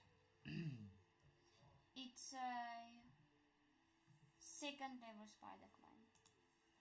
Yeah. So how many people can you cast spider climb on? Then 2. Yes. So it's 2 people. Okay. Yeah. So you'll still lose on 1. You could do 2 people. They climb over, and then you cast it again, and then the last person climbs over. Yeah, so it would be the smartest way to do it. All right, so he says he'll do. So Caesar will lose spider climb. So Caesar will be the first one over, and then Aaron and Rathan will keep spider climb. But you reach this entrance now, and as you look at it, you can see that the entrance is a little bit more. It's smaller. There seems to have been not a lot of movement here. And can you roll me a nature check, please? Just one of you. I'll do it. Okay. I have proficiency in nature. Okay, so go for it. I do not. 16. All right, There you so go. Aaron, you look at this and you notice that there's no claw marks or anything like that a dragon or a winged god would have made. So you don't see any evidence of this winged god having been through this entrance. I knew it wasn't a freaking God. I share Dragon, it might have information to flight. my There might be party. access from above somewhere. Alright, so I think it's still someone full of crap. Aaron says he'll share the information with the party that he doesn't see anything there. False god. Probably a damn Okay, rogue. let's move forward Alright. to this corner. So as you move to that corner, Caesar, Aaron, you hear this flapping noise as you see this creature just come fly straight up at you. Let's just move you guys back to where you were before that. So this I was just creature trying to get my character. flies straight up to you, Aaron. And as you look at it, you see this thing. It looks like a flying bat made of lava, of magma, as it flies straight towards you with its claws out as it tries to make an attack roll against you. And that is an 11. Does that hit you, Aaron? It misses. It misses. And as you look at it again, you see there's another creature that comes flying up behind it. This one looks straight at you, and can you please make me a dexterity saving throw?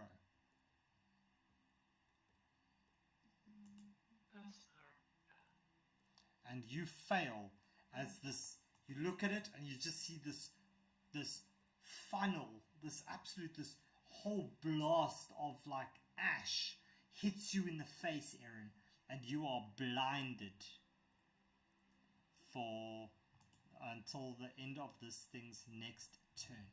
And with that said, can you all please roll me initiative? I can't. You can't. Now you can.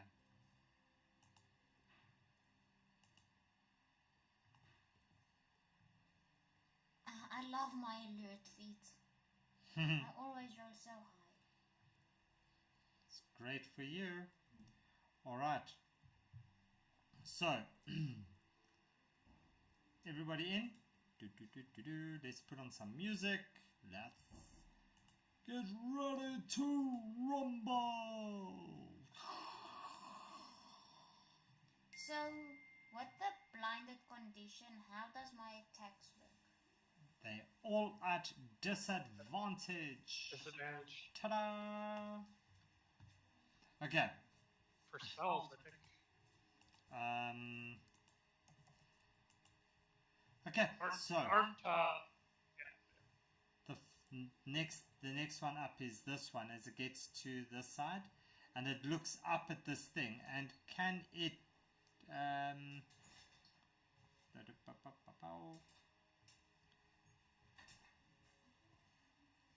as it moves there, I think it can get everyone.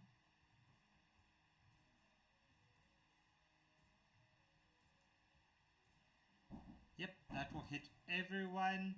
So will you all please roll me a dexterity saving throw, please?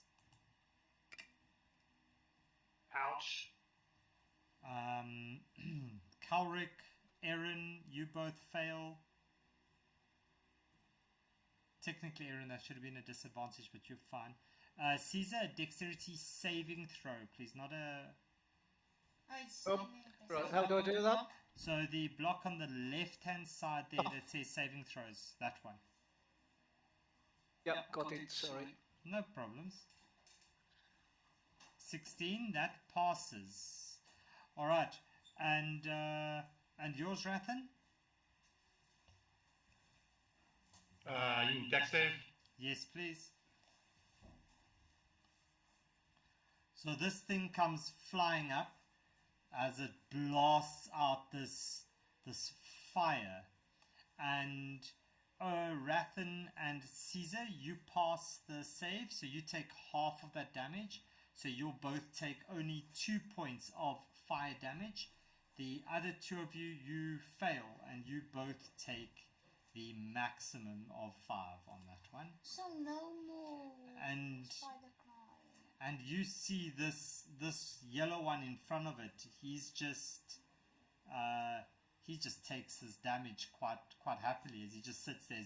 He glows in this red. Does that mean I don't have spider climb anymore? No. So what you can do? You have to roll for concentration. You can roll a con save for me, please. Constitution. Yep, a Constitution saving throw. At disadvantage. No, it's just a Constitution saving throw. You pass. You keep it. Yep. So you keep your spider climb up. Next up is your turn, Erin. So, with that spider climb, can I walk up on the roof of the cave and attack them? You can. You can do that for sure, but you're still blinded. Okay, I will still try and walk up to the roof. Okay, so you're gonna walk up, and you are. Over here. So you're gonna be upside down. Okay. And then I would just like to drop my daggers. And you're just gonna drop your daggers on top of it. Yes. Okay, so roll me your dagger attack, please, at disadvantage. Yeah. Is that at disadvantage? Yes. 17 hits. Okay, roll me the damage with the dagger. 3 points. Okay, I'll do that again with my other dagger. go for it.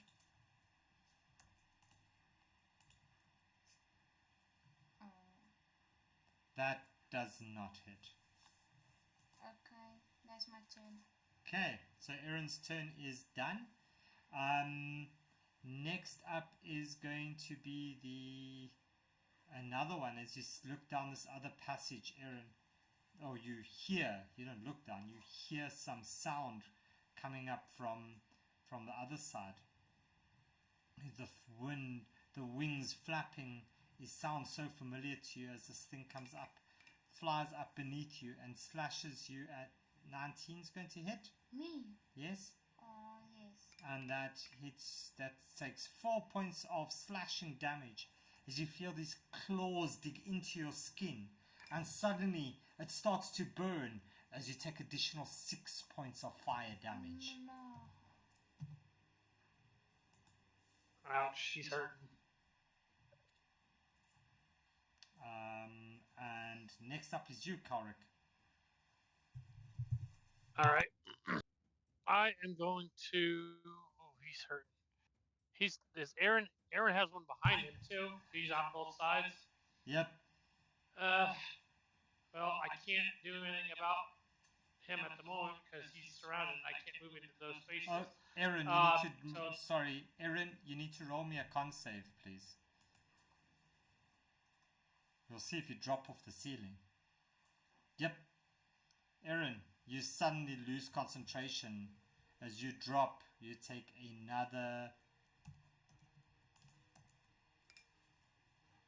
another 6 points of damage as you fall straight on your head. He's gonna die. So I'm going to just pull out my swords and I'm going to hopefully start hacking away at the yellow one. Okay. As soon as I get back to my right page, that is.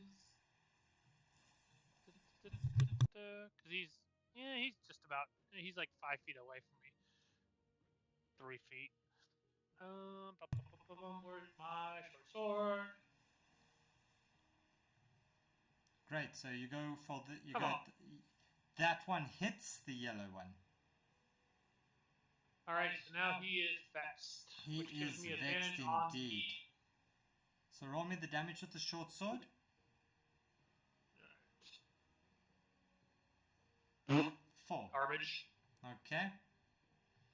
And then you can do your your scimitar at advantage, please.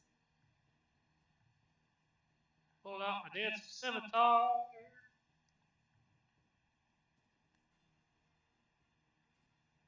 15 hits.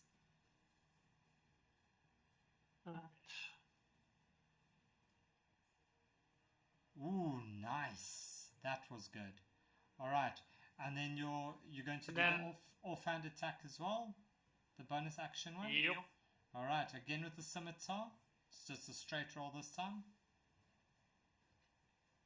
14 hits, and remember your damage doesn't get the modifier on it. So it's just a 1d6. It's just the 1d6.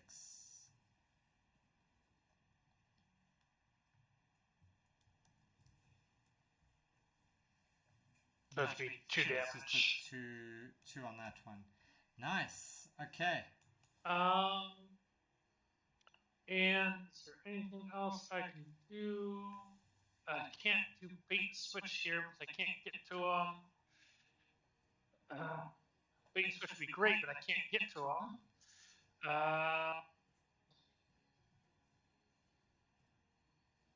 Pushing attack. I can't get to them. I can't do anything to help Eric. I cannot get to them. I've used action, bonus action, and we're kind of in a cramped corridor. So movement. Can I run and jump over these things? You can't jump To get on over the- them, but you can kind of force your way through and past them.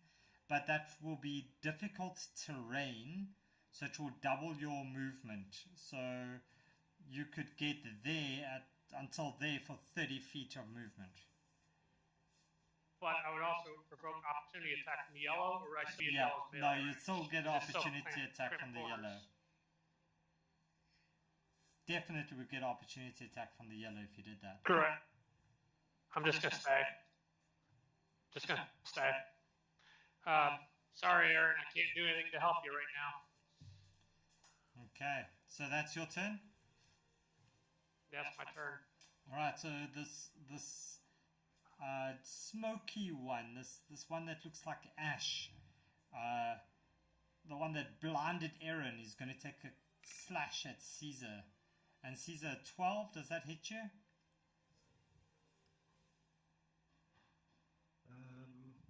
No. And as it finishes its turn, Aaron, you suddenly feel your eyes start to burn less. And you can start to see, as you're sitting on the ground, rubbing your head, wondering what just happened. You're feeling mighty crappy, to be honest. So next up is this one, as it looks at you all. And it's just going to take a claw at you, Caesar, as well. 21 would hit. And that would do 5 points of slashing damage and 4 points of fire damage. So that's a 9 total for So you. 9. Yes. And then it's your turn. Hold on, I'm still. 2, 3, 4. Damage. Right.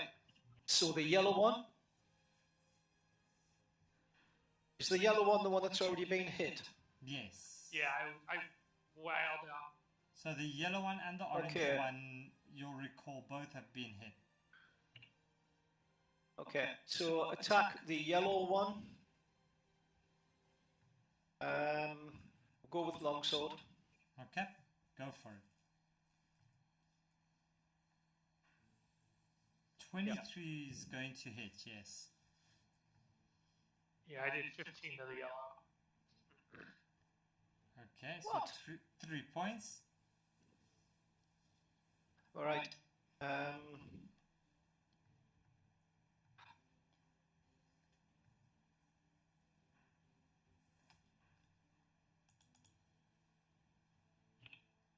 I channel divinity on this attack.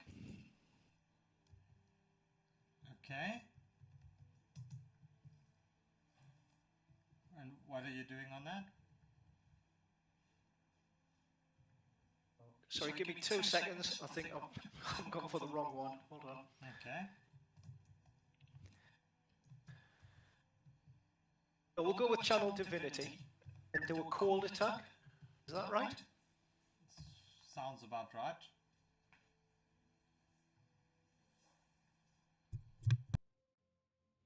But I don't know how to do it.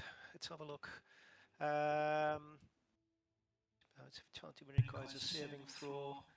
Equals your Paladin spell save. Okay. So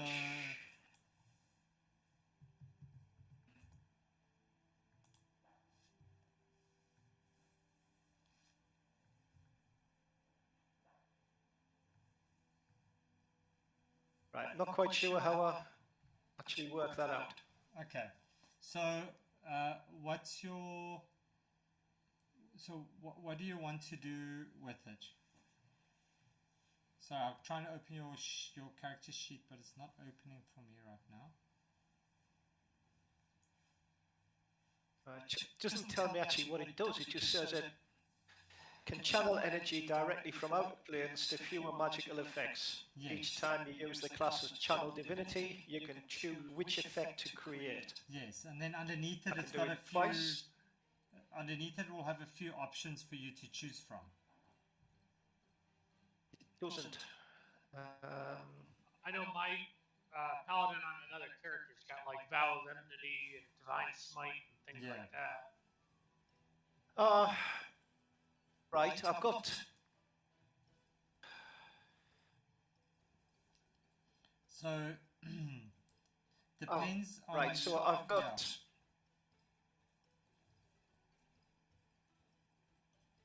Yeah. Right. So what does that come under?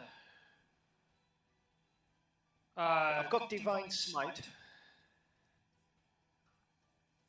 Okay, so Divine Smite you can add as a bonus action to essentially to the damage that you've dealt. So you can add that on as extra damage to the yellow one since you hit it. Right. Okay, so I'll go with Divine Smite. Okay, so you can add that on, and that's going to be 12 points, and that's going to do it. So how do you see that happening, Caesar? Okay, so straight down the middle. Straight down the middle. Half and half. Collapse to each side. So you take your long sword, you slice through as your blade glows as it slices through this little bat-like, well, bigger bat-like glowing magma thing. And as you slice through it, you see it start to glow as it starts to bulge with these like pustules kind of growing on the sides of it. And as it's about to hit the floor, you suddenly just see this like little explosion. And Kaurik, Caesar, and Aaron, will you please all three make me a dexterity saving throw? Right. But doesn't it only on a saving throw? Caesar, you fail as you take 4 points of fire damage. Kaurik, you pass, you take 2 points. And Aaron, with a nat 20, you'll take no points, no damage on that one. Yeah, you're just flying by the seat of your pants here, Aaron. All right, Caesar, any movement from your end? Say again? Any movement on your end, Aaron? Oh, sorry, not Aaron, Caesar? No, stand fast. Okay.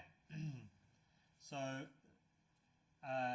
Aaron, you hear this flapping again as you look to turn around to look as this thing again comes up from this passage as it blows this ash straight into your eyes. And can you roll me a dexterity saving throw, please? Has Kale gone yet? A 12. Sorry?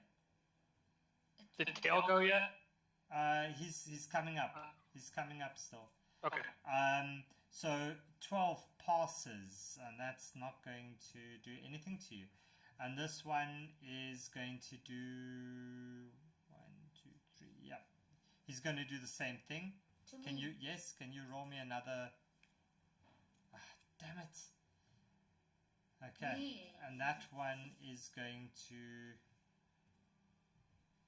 Okay. So, Rathan, it's your turn.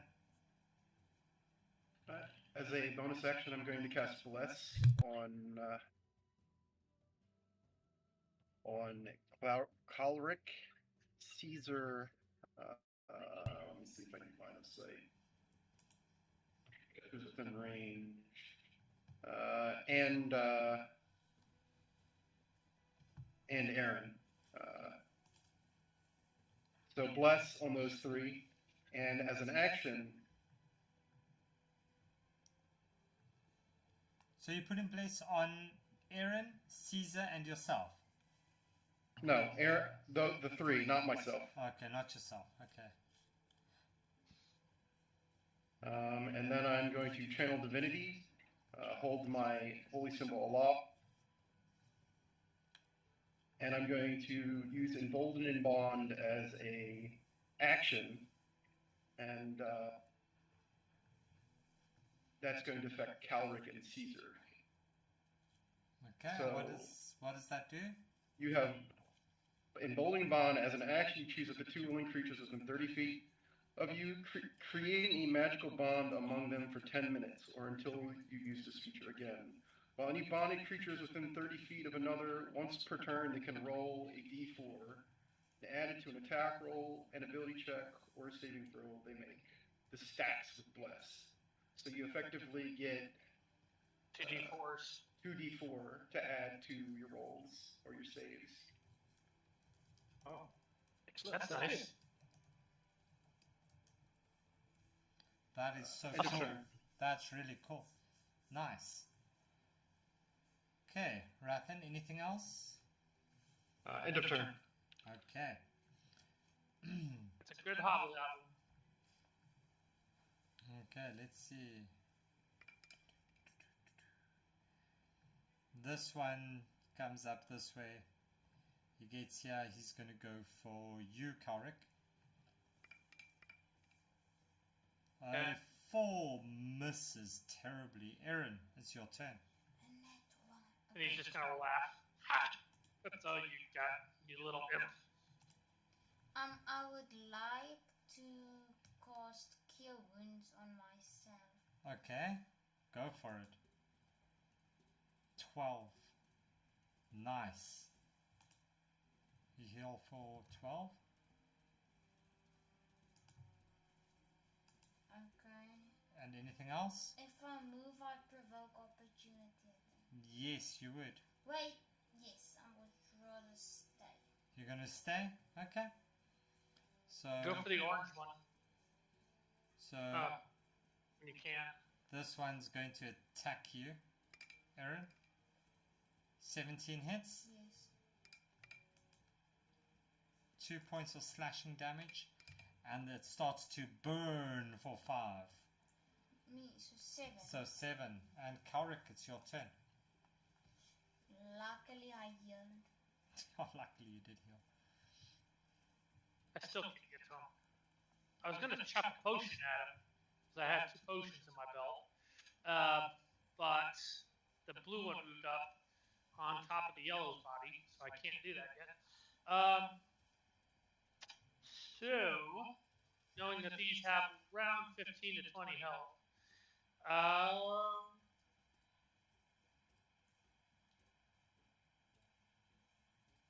I'm going to do is,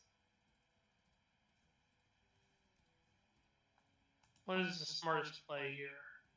Wait, do you What want is the to- smartest?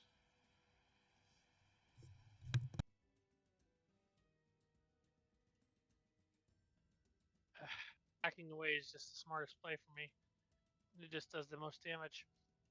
So I am going to, and I'm trying to save my superiority die for whatever big boss there is. I am going to hack away at with the short sword first to go with the combination that I've been trying to do. Okay. So short sword first. On, yeah, obviously on this blue one here. Yeah. Okay. So Sorry, that one should Short actually sword. be gone. wait, what? Yeah, it exploded, remember? So yeah, the yellow one should be... Yeah, the yellow one was gone. Yeah. So, and then because that one's screwed up, I'm gonna try adding one of the D4s Okay. from. I'll take the blessed D4s. Okay. If that You helps. get the bless on everything. Yeah. You get the bless on all of them. So you can add a D4 anyway, Korik. Yeah, Come on. that's gonna hit. Okay. Good enough. All right. So then he's got the Vex on there. So here's the short sword damage. Could be worse. Okay. And then And let's he's go with my vexed. scimitar. Yep. Okay. At Scimitar. advantage on the scimitar.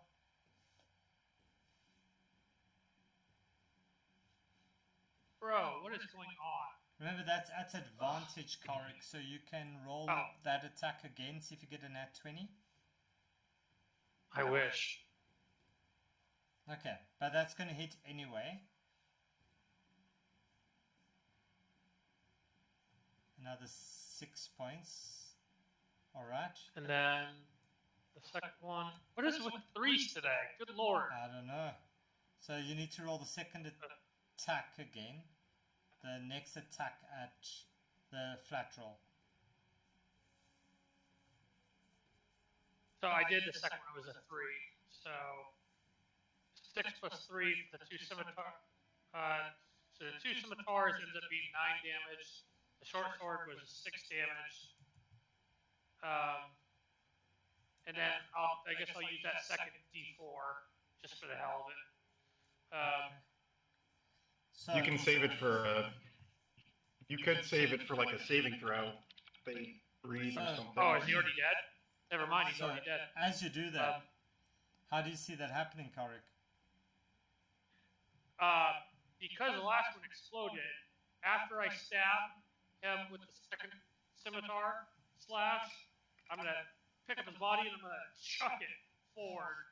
2 hit, I'm going to slash him, pick him up by his paws, and I'm going to chuck him forward with both hands to So see if as he explodes down the hallway.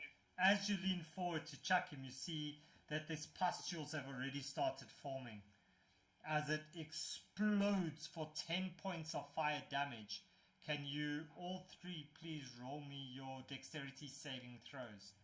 And remember, you can add your d4 onto those throws as well. From Bless. Aaron. But I can add a D4. You can add a d4, it's not going to help you, Aaron. Oh, no. Caesar, you as well. Rathan, you don't need a dex save, Rathan, you're fine. Kaurik got the nat 20, so Kaurik takes no damage. Aaron and Caesar, you both take the full 10 of fire damage as this thing explodes. I'm on Okay, 1 and then- point. I was trying to pick it up and chuck it before it exploded. Wait, Yeah, can I get it's not happening. But Aaron, you do get your temporary hit points Yes, from I'm your happy. shadow thingy. Okay. Dark One's place? Dark One's blessing, that's it. Okay, so I saw that one D4 because I didn't use it because I had a nat 20. I'm gonna move into this space.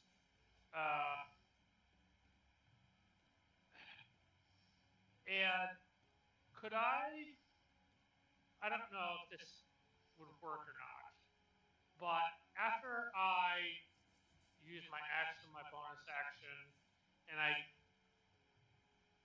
try to chuck this thing as it explodes in my face and I somehow like dodge out of the way. I know this might be asking a lot. I've got 2 healing potions in my pouch. Could I I probably can't hand one off to Aaron.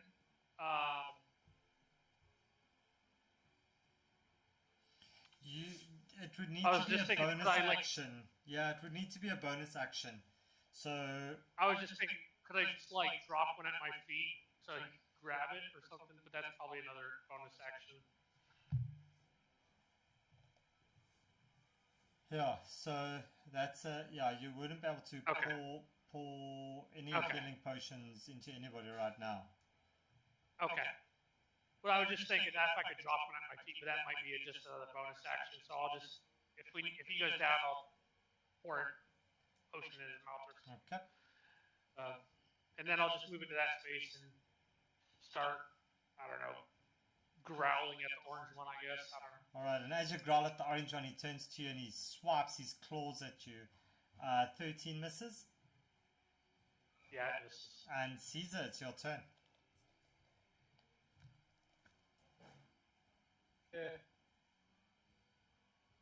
Longsword, attack, and we'll go for the orange guy. Now, the one that's in the other tunnel, that's sort of around the corner, isn't it? I can't hit that one. Or can I? If you can see it, you can hit it. Right, I'm going for the one that's round the corner, if you know what I mean. The one above Aaron. Yeah, yep, if you can see it, you can hit it, so go for it. Right, longsword. Okay. Ooh, that misses, but you can add your d4 on it. And I was going to say, can I put a d4 on? Yep. The bless one. I'm getting a lot of ones That and threes. hits. That's for sure. That hits. That hits. Yep. Excellent. And a longsword.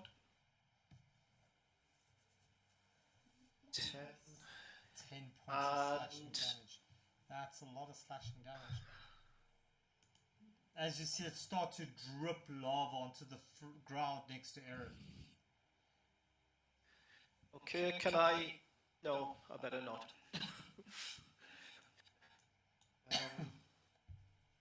Seconds, please. Sorry about this.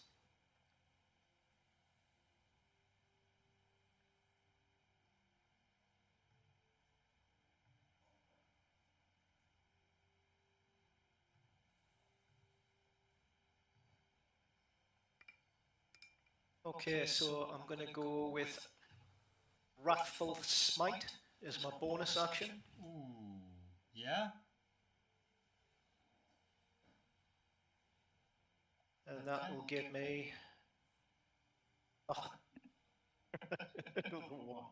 It first needs to make the wisdom save, right? So, yeah, it fails. It will take the extra one. Okay. And then stand fast. Okay. And that's your turn. This one's turn. It's going to...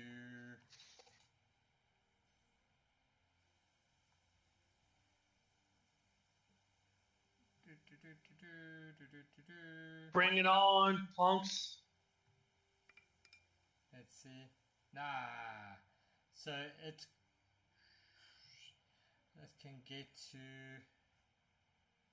It can get to there, but it's going to get an opportunity attack. So Caesar and Aaron, if you want to take opportunity attacks on this this blue one as it flies past Aaron. Can I do a poison straw opportunity? No, it's got to be a melee attack. It's only, and I always forget that opportunity attacks are only when they leave, not when they enter. Yeah. Alright, so I want it when they enter. Aaron, that hits. Okay, roll me your damage, Aaron. 4 points. And you, Caesar? You don't have to attack. Sorry, could you just... You can... No, I'm going to attack. I'm just checking. Oh, that's okay. And that's with longsword again, isn't it? Yeah. Is it an automatic hit, or do I have to roll to You hit? have to roll to hit, please. Roll. Right. Okay. That hits. You can roll me the damage. Nice. Alright, so that one gets there. DM? And it's going to go for Kaurik. 6 and that misses. Yes? Yeah, it does. In your opportunity attacks, if you miss, does it still count as your reaction? It still counts as your reaction. Hey! Yes. Oh, I could riposte and take him down. You want to do that, So I wanna- Kaurik? Should I, or should I try to save my superiority dice for the boss? He's almost dead. I've got. You know what? I'm gonna repose to take him down. Screw it. Okay, do it. Alright, so let me go click on my little dice here. And how does this work? When a creature misses you with a melee attack roll, you can take a reaction to spend one superiority die to take a melee attack roll with a weapon or unarmed strike against the creature. If you hit, add the superiority die to the attack's damage. So, Okay. So riposte. So go for it. You can make your attack roll with your either your short sword or your scimitar. Your choice, which one? I'm gonna do it.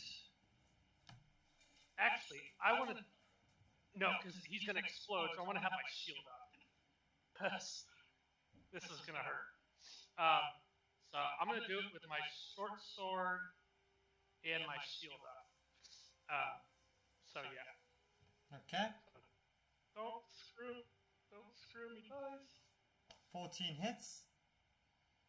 And then I add the 1d8 from the superiority dice, correct? Onto the damage, yeah. Oh, that's on the damage. Yeah. Okay. So. That's how I understood it. I think. You have a superiority dice suspended. And when. Yes, it sounds like it's on the damage. Okay. Okay. So, let me roll the damage on the short sword, which is a 1d6 plus 3, which is 6 damage. Okay. And then let me roll the d8 damage, which is 7. So, how do you see So this guy is definitely going to explode.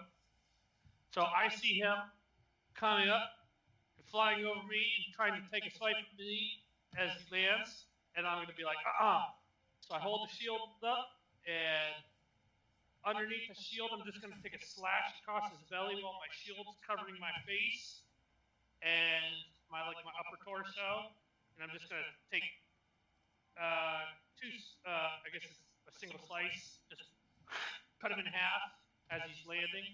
All right. And I'm going to try and kick the body as far as I can away before he explodes, since grabbing didn't work last time. So as you do that, and you've got this shield up, and you're doing all this stuff, as you kick it, the body just disintegrates as this ash just floats up in the air around you. And can you make me a con saving throw, please? And Kalric, because you're a dwarf, you get to do that at advantage. So can you do that for me, please? Con save. Con save at advantage. 18, and you get to add a d4 on that as well.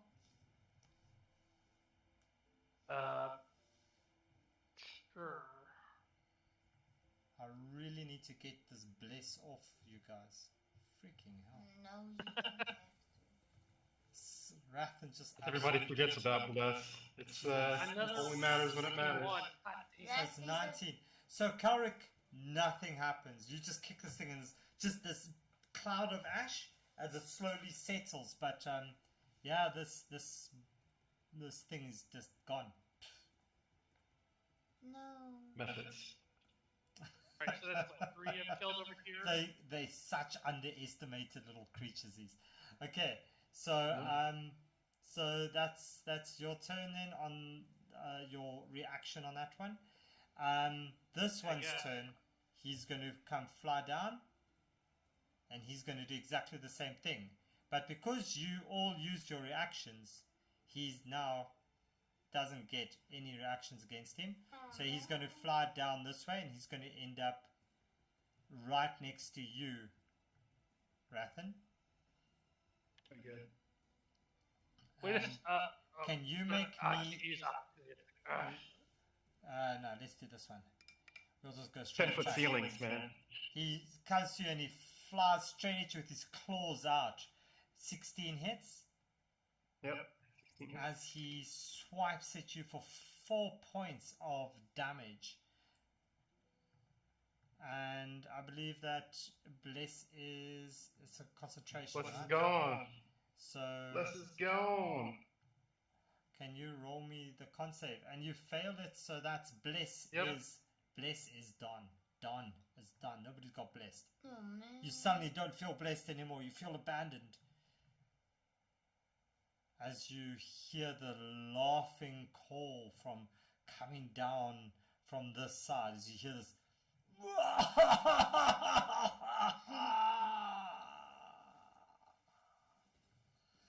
And I just laugh back and yell, I've already killed multiple of your little pets. I can go all day. but can you go all night? And Rathan, it's your That's turn. your mother. Rathan, your turn. I'm going to use a action to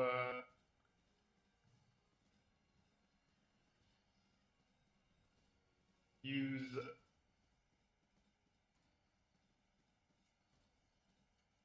battle medicine to target Caesar, so he gets to expend a hit die if he desires. So Is he Caesar, going to Tell expend me a how hit that die? works. So How do I do that? basically, you expend a hit die, and then the creature expends one of its hit die, and then rolls that die, and then I roll the die, and that creature regains a number of hit points equal to the roll plus 2. So are you going to expend a hit die? Would be my question. Yes, I will do that. All right, what's your hit die? You 1d10, right? Because you're a paladin. It's 1d8 plus 2.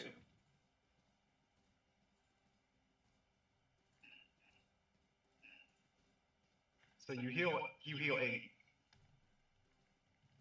Thank you very much. And then as a bonus action, I'm going to use Healing Word on him. on Caesar. Yes. Okay, nice. And he's going to heal for an additional 7. Wow. Actually, I get to reroll that one. Okay, so reroll that one. So instead of 7, it's going to be 9. Nice, Rathan. Wow. That's end of Nearly turn. back up to full, thank you. So Aaron, you would have gotten your, how many temporary hit points is that when somebody kills something? 4. 4. So have you used your 4 temporary hit points? Yes, I still have it. You still have the full 4? Then then you don't get it again. But it's your turn. I would What? like to disengage. Disengage. That's a smart move. And where are you going to go, Aaron? Over here. No, not there. Yeah. There, remember that's still going to be a difficult terrain on this one to get past it. But then you That's make your the- way down there. Okay. And any bonus actions? What do I have as bonus action? I need to get more bonus actions. How do you get bonus How do you actions? get bonus actions? Can you buy with gold? You can't buy bonus actions with gold, no. Man. But you can bribe your DM. No, I don't Not- like okay. bribe. It's not morally right. Okay, it's not morally correct, and you're a lawful good one. Okay. Yeah, you don't have any. You've got stone cunning or I'm tremor lawful sense. neutral. So you've got tremor sense that you can use. It's gonna be useless right now. So you can feel where all the Sure. enemies are Yeah, that why are not? walking on the ground. Why not? Why Okay. not? So as you cast tremor sense, you feel down, and you just feel your enemy. You don't feel any enemies walking around, but you do feel, you sense the footsteps of your party. All right, as this one comes down this side, and as he gets there, you see him take this deep breath, and Like that. like that,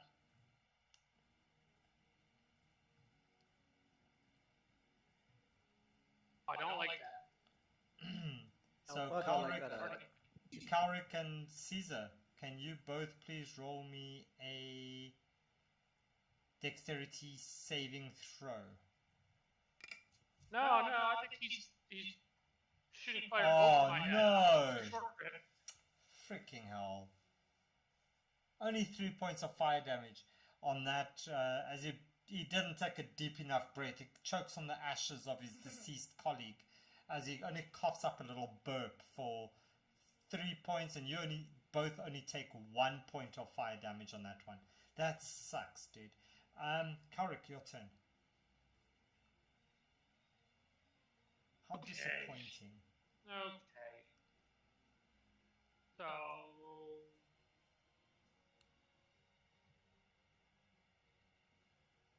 Aaron's out of immediate danger, but I'm surrounded again.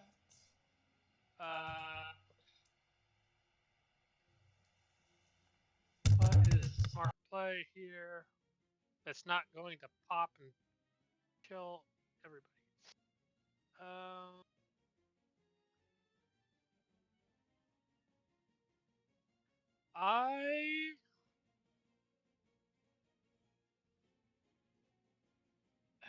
I can kind of see a room there, and we've got a big cavern probably to the right. No, I'm not going to use it yet. Probably should, but I'm not going to. I am going to raise up my shield with my left hand, and I'm going to use my warhammer in my right hand, and I'm going to attack the one to the northeast of me, to my 1 o'clock. Okay. One that's to the right of Caesar. And I'm going to hit him with my warhammer and hopefully push him away before he explodes. And yeah, that's what I want to do. Okay, go for it. 14 hits.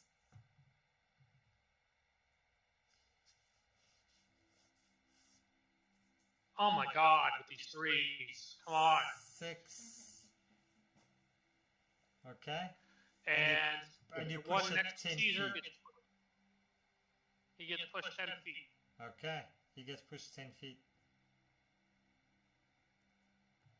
And that's you?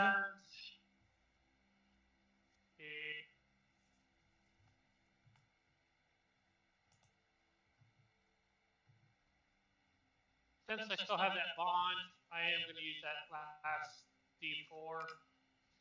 And I'm going to roll that. It would be to hit, though, if you've already hit. Oh, it's to hit? Oh, never mind. It's to hit. Okay, that was the damage. Alright, never mind. I'll say that for now then. So he gets pushed 10 feet away, and bonus action. I'm not going to waste my second wind right now. Okay. And I can't do a reaction right now. Tremor sense is pointless. Yeah, actually, can I chuck one of my potions at Aaron? I have a potion of healing. I can chuck it at Aaron. You can throw it at Aaron. So should I add? All right, Aaron, I'm throwing you a potion of healing. All right, so you throw it, Kaurik. Aaron, can you roll me a dexterity sleight of hand, please? Just a sleight of hand. Yes. See if you can catch not it. mess us 15, not stealth, sleight of hand. Oh, it's the same. Same modifier? Yes. It was it also so also +4. I'll take the first one. So 15. So you catch it, and you've got a potion of healing. It's dexterity. I know it's fine. I see. It's both the same things. Both +4s. Misclick. It's okay. You got you. Okay, Kaurik. So you chuck it, and Aaron catches it. Anything else? Any movement? Right, so now, I will.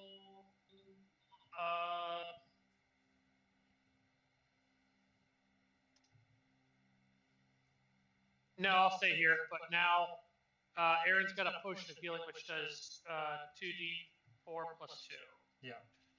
So this one goes straight for you, Kaurik. 9 misses.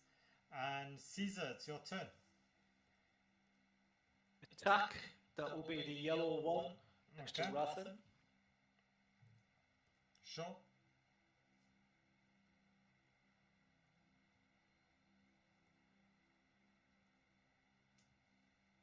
Oh, snap. Wallop. Great job. Wallop. You absolutely smack this thing solid. So go for it. Roll me that crit damage.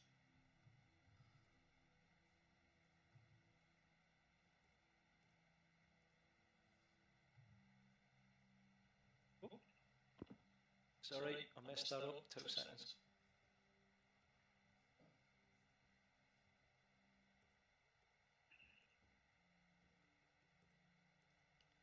Dude, that's exactly what you needed.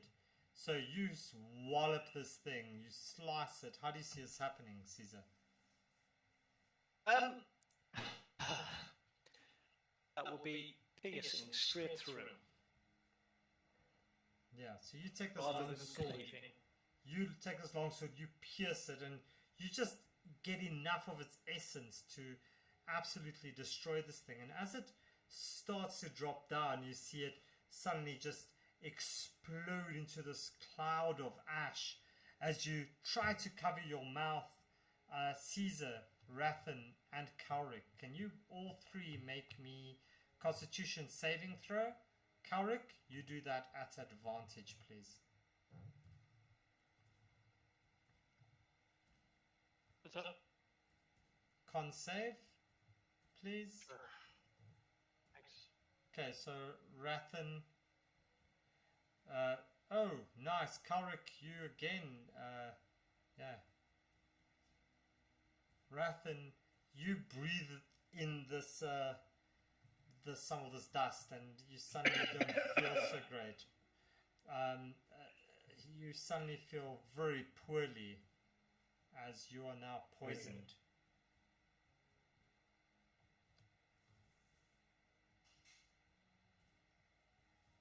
All right. So, Caesar, anything else?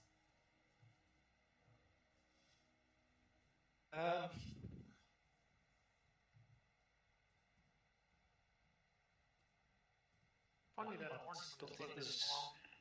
He was the first one to attack.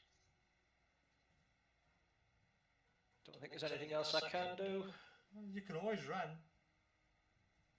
No. All right. I'll stand fast. Cool. So this one gets here, and Aaron, can you please make me a dexterity saving throw?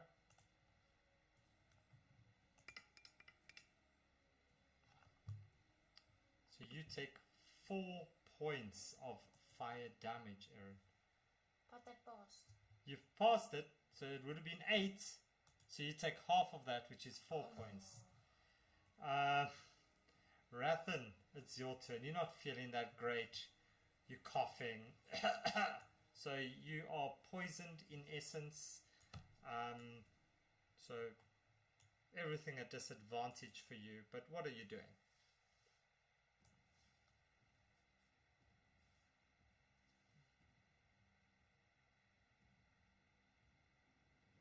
Rathan?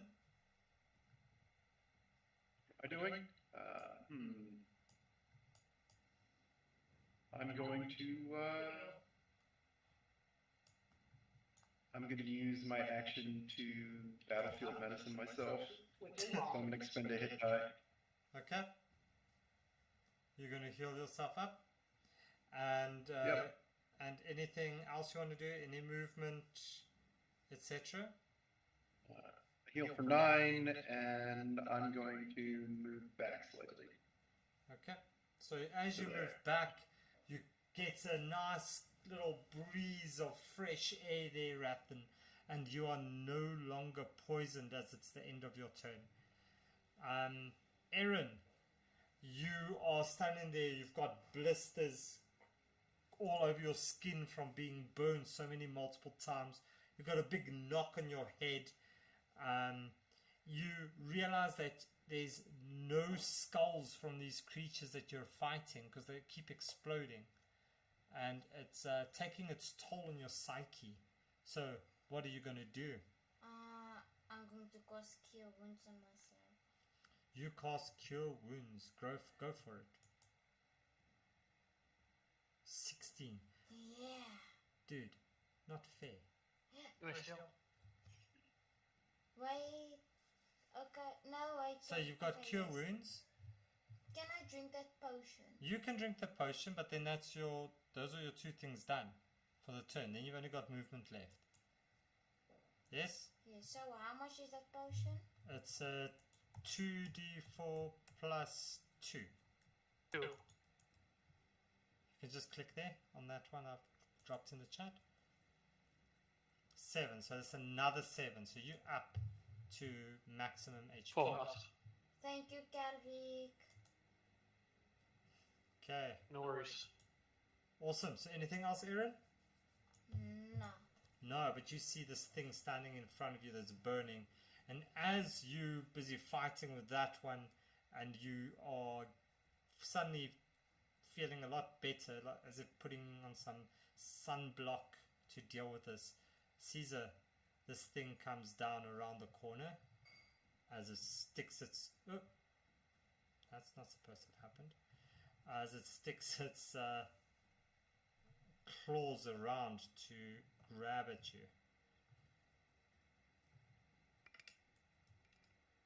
And a 17 misses. Misses. Kelric, your turn. I will. This thing is not dead yet. Nope.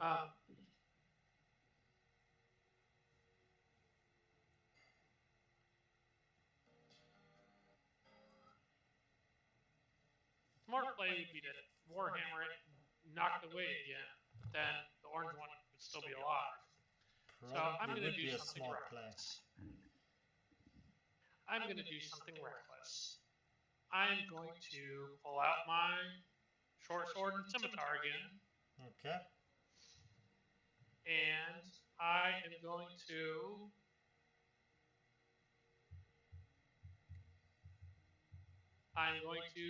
do what I do and attack with the short sword first against the hurt one. No, I'm not going to do it against the hurt one because the other one's been here the longest. I'm going to attack the one that's not hurt or less hurt. Okay. Where's the damn? Oh, I'm clicking on the wrong page. I'm doing it on the bottom. Okay. Short sword first. 19 That'll hits. You can do the And then- damage. The damage on the short sword. It's crap, but now he's vexed, which gives me the advantage on the scimitar. Correct. Scimitar, advantage, roll. 14 will hit. Then get damage to 6. Is he still up? He's still up. Yep. Alright, now here's the second scimitar hit, Yeah, but which you need is to do the 4. But you need to do the scimitar attack roll again, please.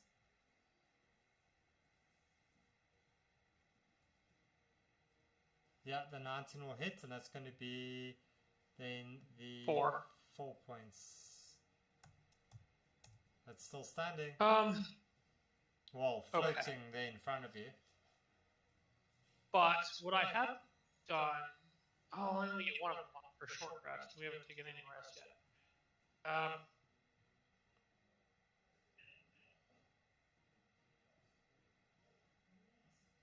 It clarify for me real quick. Short, an action surge just gives me one more action, which could get me basically 3 more attacks if I'm lucky. That's it. You don't get your bonus. You don't get your bonus action Yeah, back. sorry, you don't get your bonus action. You just get your main action back. So that would be So your attack. One attack, So that- essentially. So that would be my short sword attack basically again. or whatever weapon. Yep. You could use Nick though still. Like if you're No. as long as you don't have to spend your bonus action. Okay, so I could. Okay, but I could still use one more weapon attack. You can use one more weapon attack. Yeah.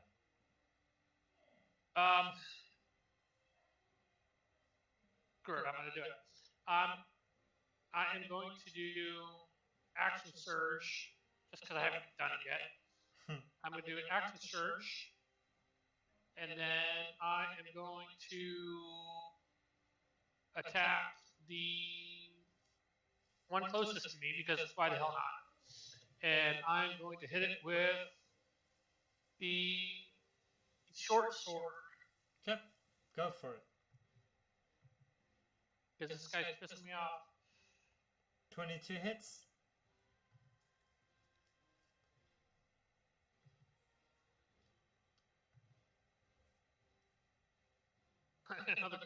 Nice. So, Caesar and Kaurik, can you both roll me a con save? Kaurik, you do it at advantage, and then you can explain to me how you see this creature of smoke and ash just suddenly. I'm just going to pick him up by the throat, and I'm just going to cut him in half across. And all this ash and Throw the head smoke out. just billows out of it. And Caesar, you feel not too fresh. You don't feel great at all. You can use that emboldening bond against stays, just so you're aware. Oh, right. So what does that give me? Is it a D4? It's a D4. If you think it'll make the difference, then use it. Yeah, I'm going to use it. All right, let's see.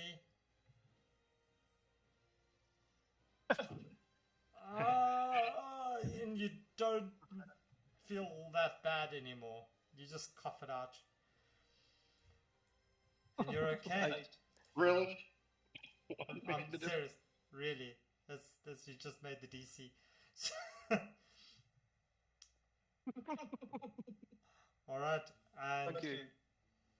And Caesar. That's your turn. Well, attack. Longsword. Yes. Yes, that hits.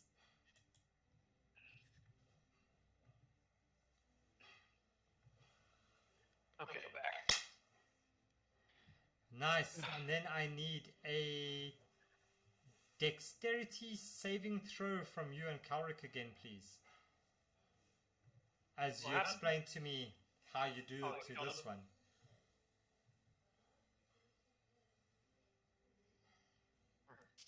Okay. Can I get the D4 again with this? No, you can only use it once per turn. Use it once. Yeah. Yeah, it was worth a try. What am I doing? A dex save? A dex save, yes, please. So Caesar, you take the full 6 points. Seems like the orange ones are the fire ones, the purple ones are the acid or the poison ones. So, Kaurik, you also take I still have that one 6. D4. Oh yeah, you have the D4. I haven't used it yet. Roll one. Not that it's probably going to do me. I'll probably end up getting a damn 3 on it.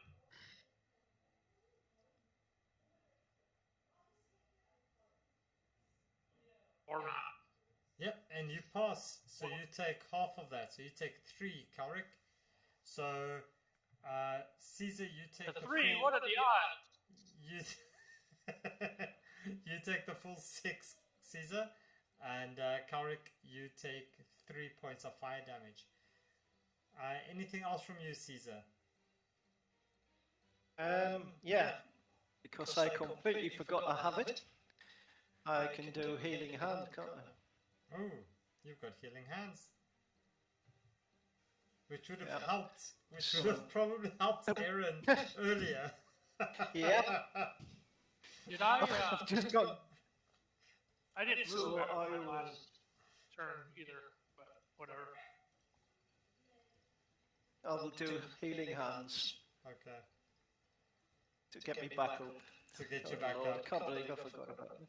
Alright. So this one's turn, and it's going to go for Aaron. And Aaron, it looks deep into your eyes as it leans forward and tries to stick its claws straight into your neck. Wait, wasn't Aaron at full health when I stepped away to get a drink? Does an 11 hit you, Aaron? No. Nope. Aaron got hit hard. I And survived by the apparently- skin of my teeth.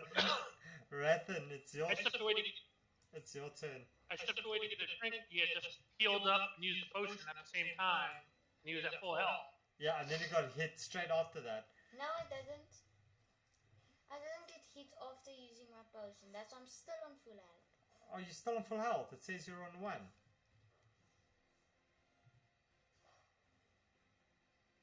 Okay, must be just be a glitch.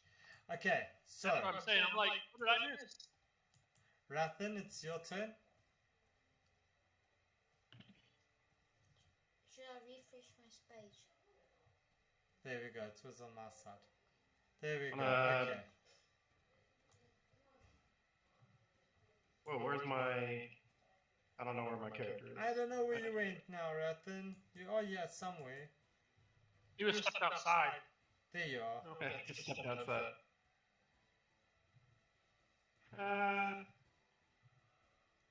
Here.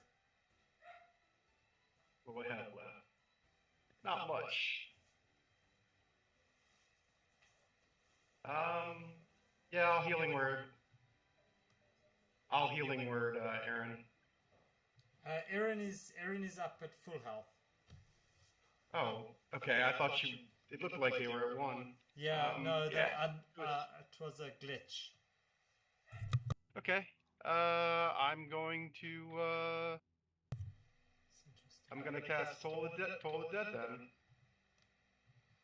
Wisdom save. DC's 13. A dolorous spell rings out. And it fails. Okay.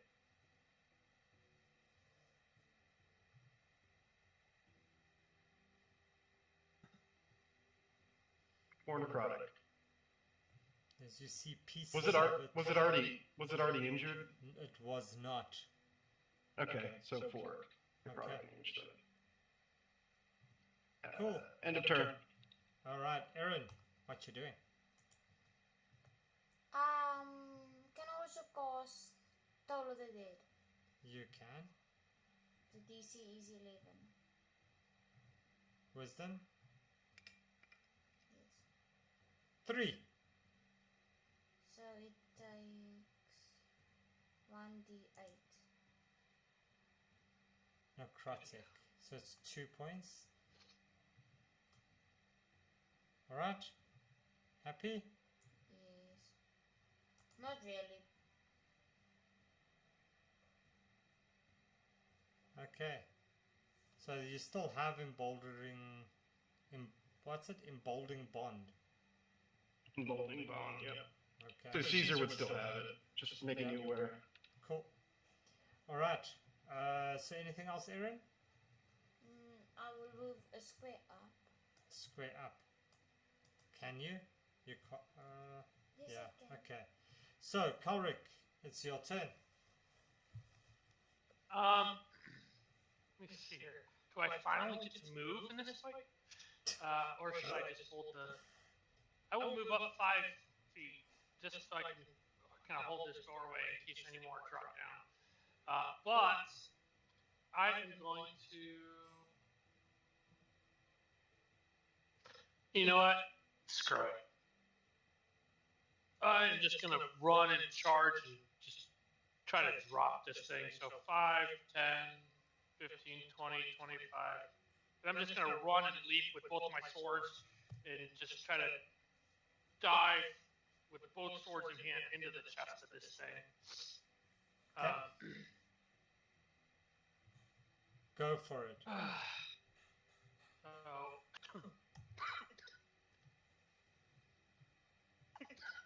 Yeah. That's going to hit. The damage on that one.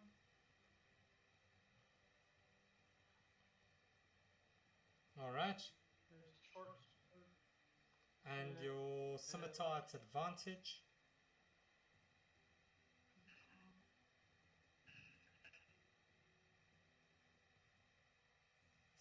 $17 will hit.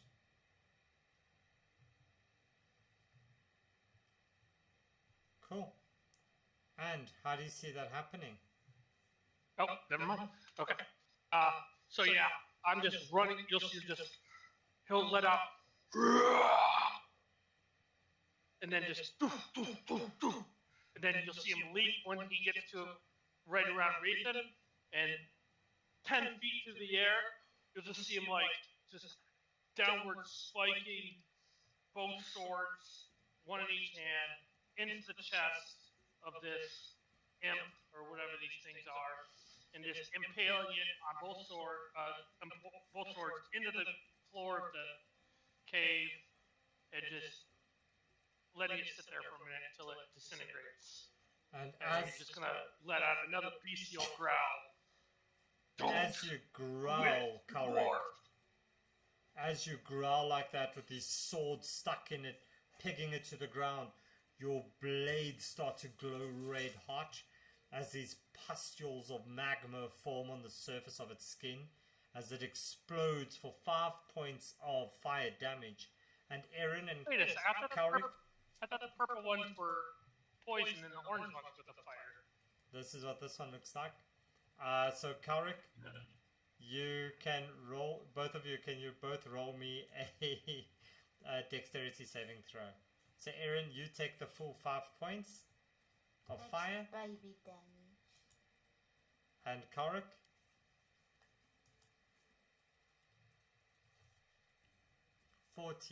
So you take 2 points of fire damage, Kalric. And you are all out of combat. Can we take a short rest? Do you want to take a short rest? Yeah, and can we take like in real life, we take like a 15-minute break? We can take a short, yeah, we can take a break. That's fine. We can take like a... my car. Okay. Thanks. Cool. So let's take a break and then we'll be back on the half hour. Thanks. Awesome. Okay. See you guys in a bit.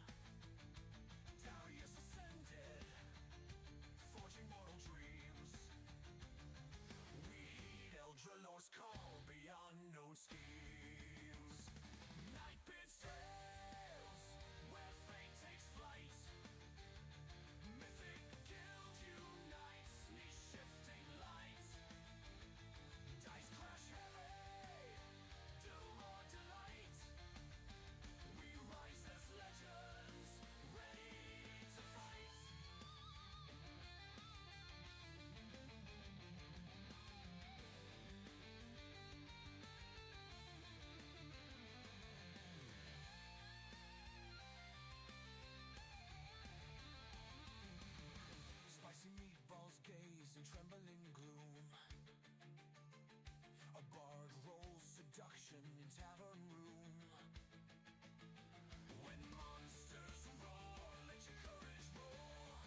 You're stepping into another Nightbeard adventure, time to roll.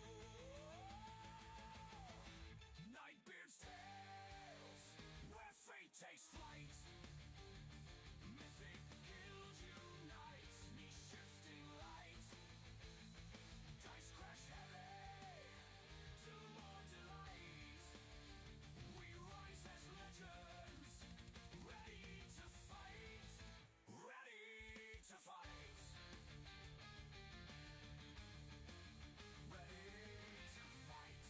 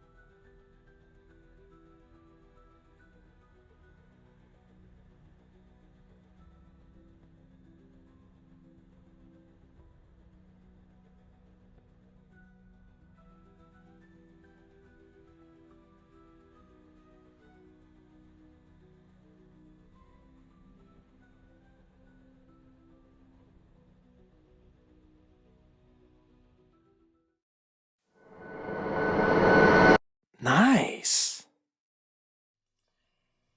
Nice. We are back. The party has taken a short rest, hopefully, and they are ready to move forward within this space. Or, yeah, they've just dealt with a whole bunch of little creatures that have been exploding when killed. And what's the party doing next?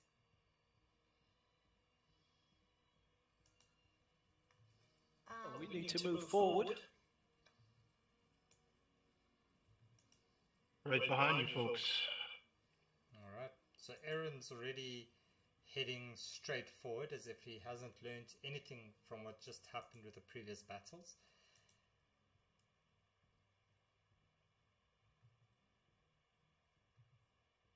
Is there any signs here of movement or drag marks, anything like that? There's a big scorch mark right about here where the previous thing exploded. But yeah, no drag marks or anything in this passage. Okay. Right, it looks... I'll tell the guys behind, it looks like the passage splits into two further ahead. I'll move up to here.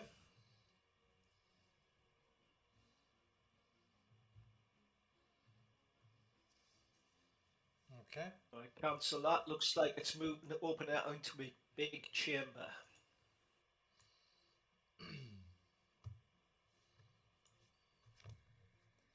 Yeah, so as you get there, Caesar, you look ahead over the molten magma, the lava all the way around here, and you notice on the end of here you see this creature sitting on top of a pile of like a small treasure hoard. There's a chest, there's a few gems, there's some coins, and you notice a box behind it that says NB on it. AB? NB. Nondi, or NB? Nondi Barbak. Oh, okay. Ah. Okay, so I'll just move slowly back and I'll relay that information to the rest of the party. And as you start there, you hear this laugh again. You puny humanoids. Have you come to worship me like the little dragons?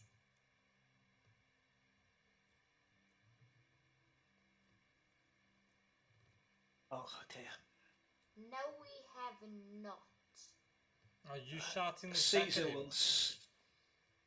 Sorry. Aaron Caesar will strike an heroic pose and shout false god. Then move back. Why'd you take a step back? He laughs, Caesar, because he still sees you. Oops. He says, "Little elf, come out, wherever you are." Uh-huh. How far away is he? He, from you, he is about 55 feet.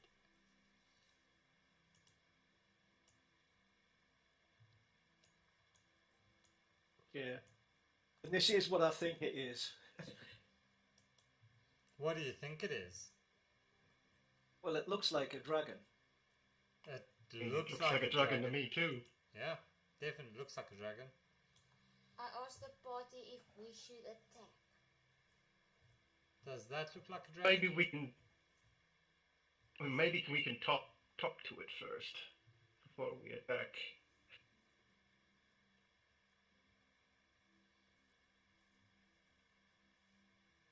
Is an option, but what are we going to say to it? I mean, we might be able to negotiate with it.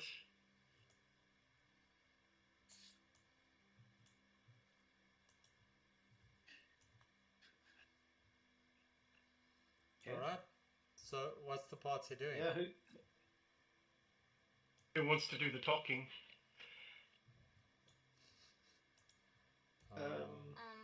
prob- probably not Caesar because My he persuasion. thinks it's a false god. My persuasion is a +1.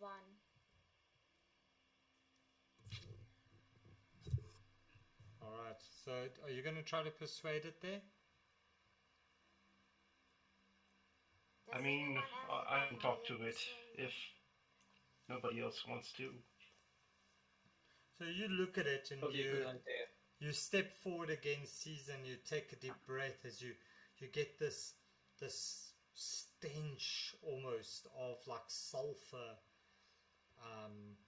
like all the way around it, and you look back as you see these horns are swept back on his head, and there's this spinal frill down the back. And as he speaks and he looks at you, he's got this constant like a smoke trail, like almost these tendrils of smoke going upward from his nostrils. As his eyes glint with the fire of the magma around him, he looks at you and he says, "So, little elf, have you come to worship me? Or are you a fool?"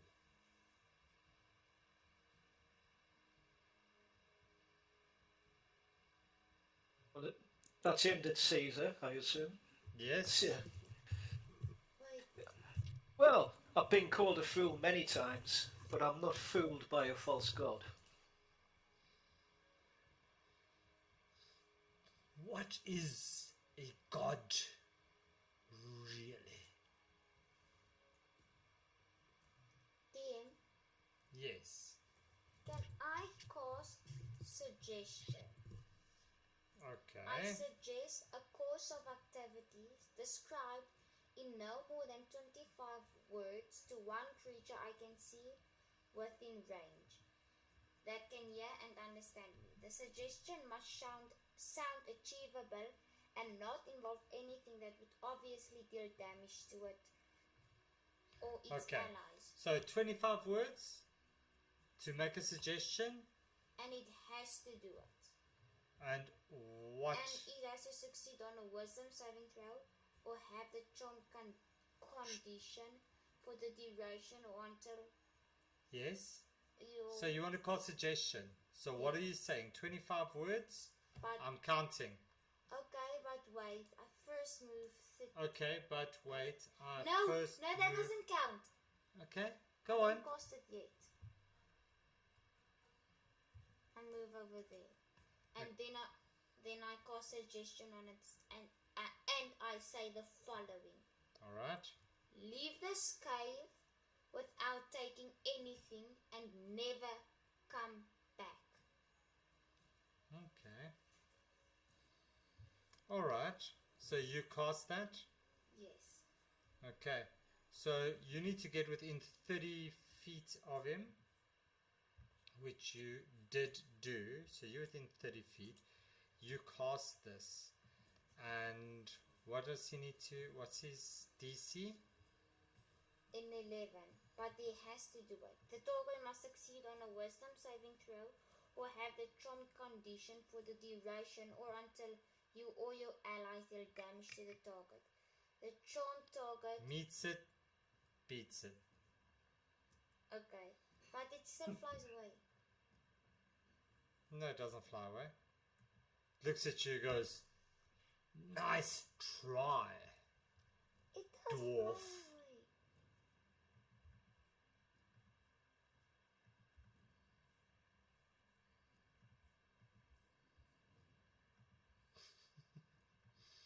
Looks at you, says, "Usually I like my meat not so tough, but you vex me. You try to trick me.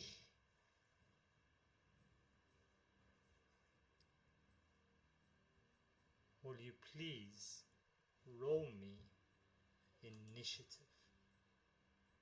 I'm so sorry about that. Oh, Korik is back.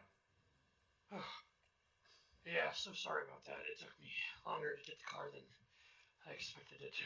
It's a freaking blizzard outside. As you see Korik come running in, saying exactly those words, pulling up his pants.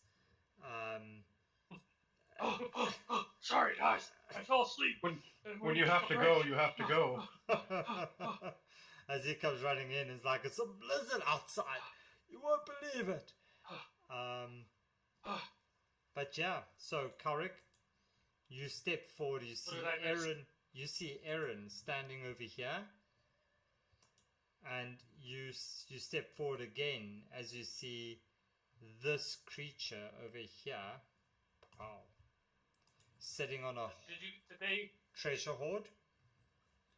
Okay. Did they explain the north hallway at all? No. Okay. All right. And Let's get to the box. And Aaron tried the power of suggestion, which this thing did not quite appreciate. So we were going to take it. So you are rolling. You're rolling initiative. Okay. All right. Let me see. I was going to. Okay. Let me see. I guess I'm just gonna do. Let me do. The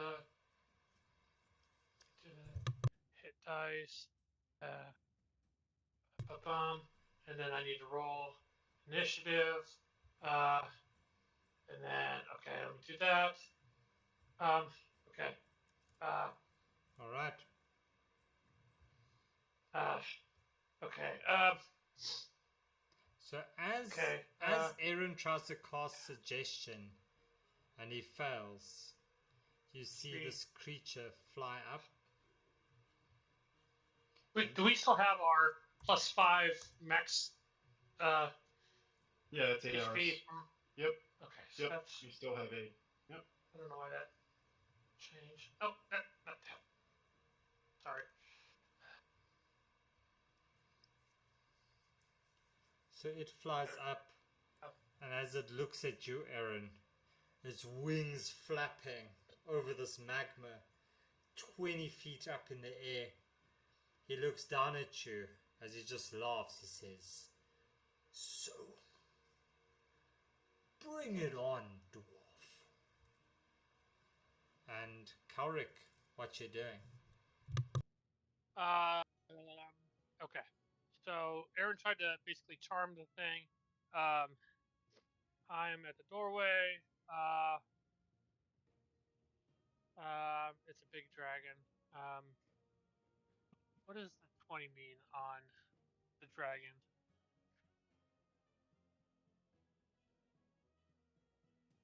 DM, what does the 20 mean next to the dragon token? That's how high they are.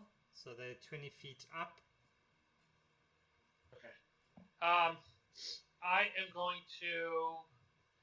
I'm going to 5, 10, 15, 20, 25, 30. I am going to use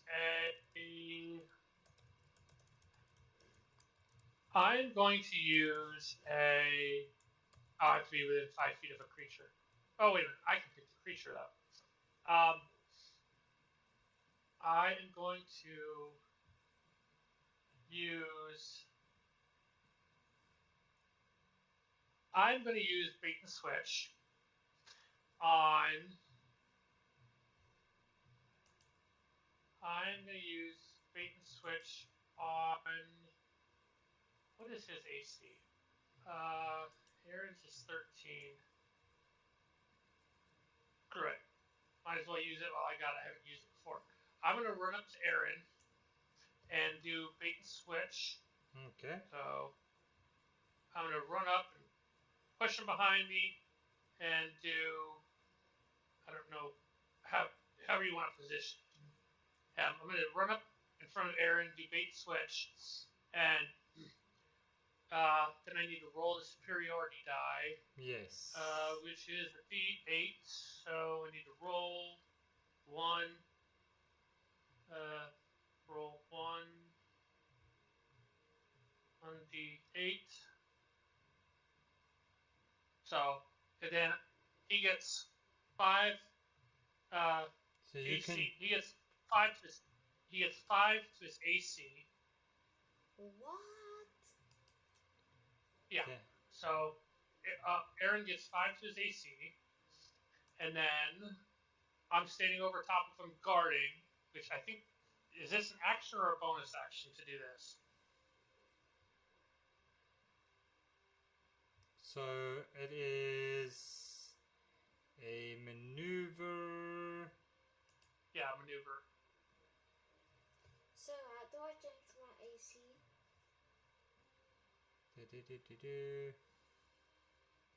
So I would think that this is a. Because it just says when you were within 5 feet of a creature on your turn, you can expend a It's a superiority special. die to place. Yeah, it's a special. It's a beyond the. It's not either of the two. It's a feat. Yeah. So it's just okay. Okay, so it doesn't take any of my things. Okay. Yeah. I didn't think so, but I wanted to double check just to be sure. Because it's like a speed. It's like a racial thing or a class thing. Okay. So. All right. So you want him to get the +5 to AC, right? I want him to get the +5. Okay. So that's going to push him up to 18. So Whoa. okay. So if that doesn't take any actions or bonus actions, I will attack first, and then I'll do that last. And so I'll use my movement. I'll get in front. Okay, so the chain of sequence will be I'll move in front, and then because he's up in the air, I will. Okay, this is how I'm gonna do it. I'm gonna move. Sorry, I'm just trying to think of this as quickly as I can. I'm gonna move in front of him. I'm gonna take a shot with my longbow, and then I'll drop the bow, and then I'll shield him, and do the maneuver. Does that make sense? Okay, go for it. Roll me the attack with the longbow. Okay. Da-da-da-da. And I'm gonna shoot the dragon. 21 hits. 21. Yep, it hits. Okay. And I'm gonna hit him for 9 damage. Nice. And yeah, so my bonus actions are all melee. So I'm gonna run up. I'm gonna see this dragon. I'm gonna shoot him with my longbow, and then I'm gonna drop my bow. I'm gonna stand over Aaron with my shield and my sword out. I'm going to do the little bait and switch. Aaron's going to get the +5 to his AC, and I'm just going to stand over him, guarding him with the sword and the shield ready. Okay. But my bow is just going to be at my feet for now. All right. So. And that'll be my turn. Caesar. I'm going to attack with Guiding Bolt. Go for it.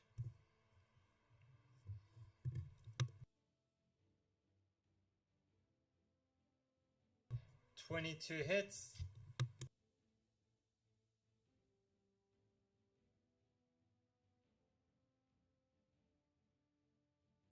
Nice.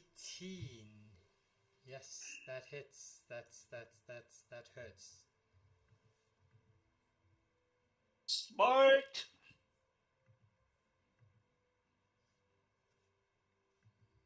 Alright, anything else? I don't know if there's anything else I can do.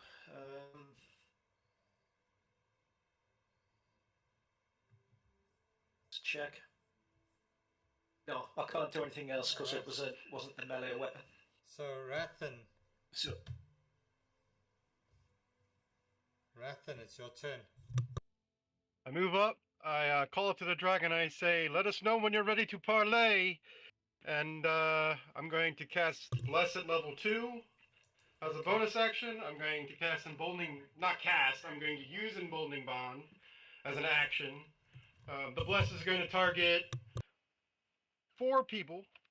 Myself, basically the whole party. And the Emboldening Bond is going to target We'll say myself and Choleric. Sweet. All right. Nice. Anything And I'm gonna else? call it keep your spacing. And end of turn. All right, Aaron. So you see this Cowrick like get next to you. He shoots his dragon, pulls you back, stands in between you. You see this bolt of light just come through this passage. You hear Rathan shout at you. All these things are happening, one quick succession after the other. You see this dragon flap its wings, the heat from the lava making you sweat as you feel sweat running down the side of your face. And what are you going to do? Cast Witch Bolt. Nice. Okay, so you cast Witch Bolt on the dragon? Yes. Go for it. 16 misses. Can I add a d4? You can add your d4 from Bless. I was hoping you forget that. Nah, I won't do that. Yes, 26. And that hits. So 19 hits. 19 hits. And that is 3d12. Go for it. Oh. 17 points of damage. Okay, nice. And on each subsequent turn, it deals a d12 bonus action if I wanted to. Okay. So it's lightning. Okay. Yes, anything else? No, just that 17 lightning damage. Okay. As it looks at you, it smiles. The smoke coming from its nostrils. It says, "You should have listened to the Harbour Goblin," as he flies over this side. And you see him take a deep breath. Watch out! And will you please make me a dexterity saving throw, both of you? And we both have 18 AC at the moment, too.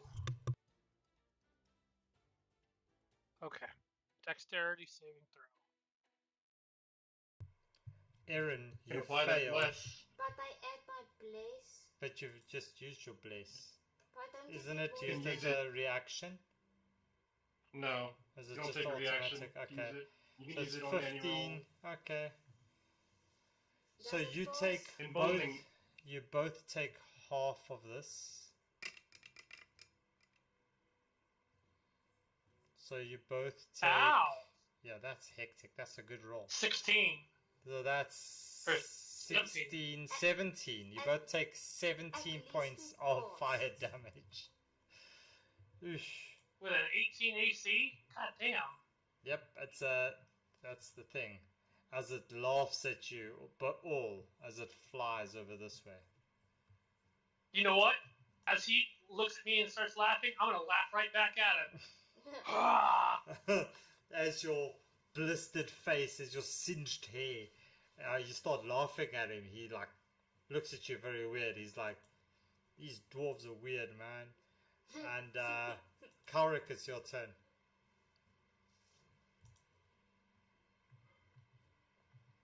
There's something about Colric. When this is to the party, there's just something about Colric that it doesn't matter if he's almost dead, which you guys saw last week. There's nothing that makes him like fearful. He could be half dead, 2 points from death, clinging to life.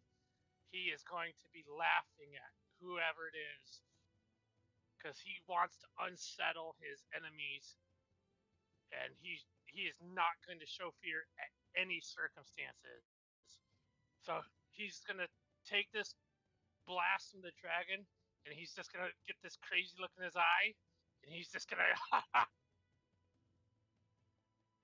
right, and he's gonna look right at the dragon and unleash that right at the dragon, just that laugh.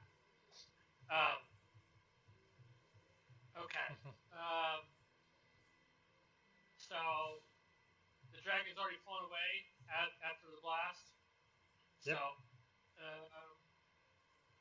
how far is he at again? Oh, I've got pretty range with the bow. He's gonna set the shield down for a second. He's gonna pick his bow back up.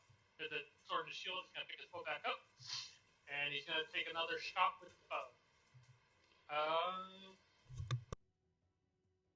As soon as I pull my sheet back up, put that away, and actually, because I just took 17 points of freaking damage. That wouldn't be the first time the beard is on fire.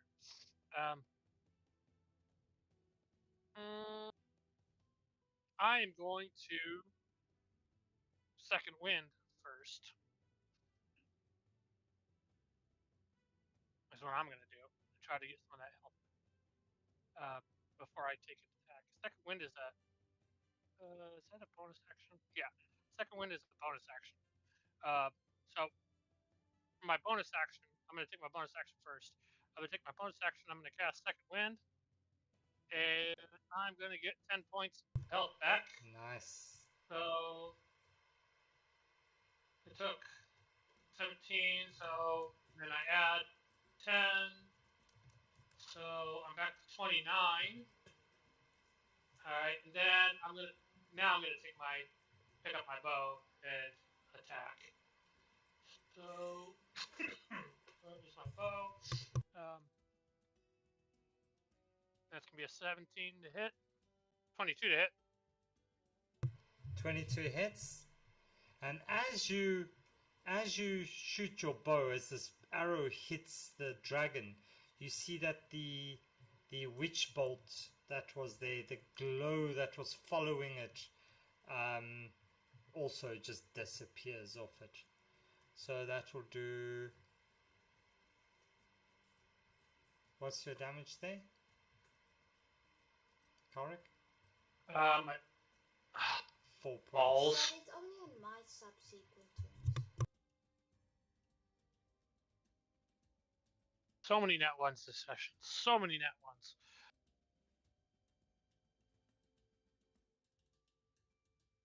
And he does 4 points damage. Alright, so 4 points of damage on him, and Witch Bolt is no longer affecting him. Anything else, Karik?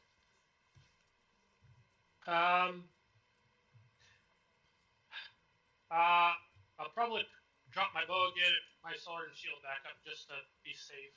Yeah, so to get a shield back up is actually a full action. So you wouldn't be able to attack with a ranged weapon and then get your shield back up in that time. So it's alright, well then I'll be after I shoot, I'll just be, I guess, guarding with my bow in the air in case he starts to take off again. Alright. At the moment. Cool. So Caesar, then it's your turn. I'm going to move forward to here. What's the distance between me and the dragon now? I think you're 30 feet. 35 feet, yeah. 35. Oh, but is he still 20 feet in the air though? Yeah, but we don't do that level of math. Just say that's 50 feet. Okay, He's so still I'm 20 at feet 2, in the air.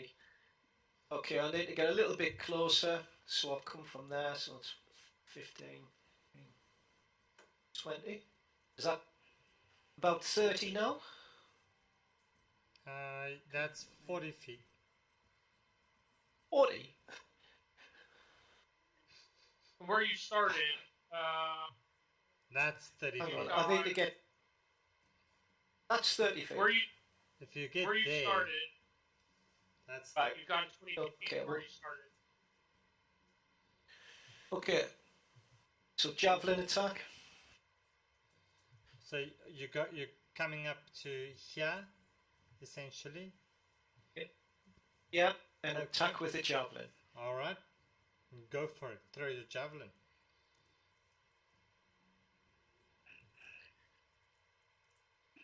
13 misses. As your javelin Yeah, flies blast. over this, and you see it just melt through the air. As it just like drops like an old banana into the water, into the yeah. You can roll with bless. Caesar, you can add your d4. D4. Yeah, it drops into Give me the 14. yeah. It drops like a flaccid banana. It just like flops into the lava. Okay.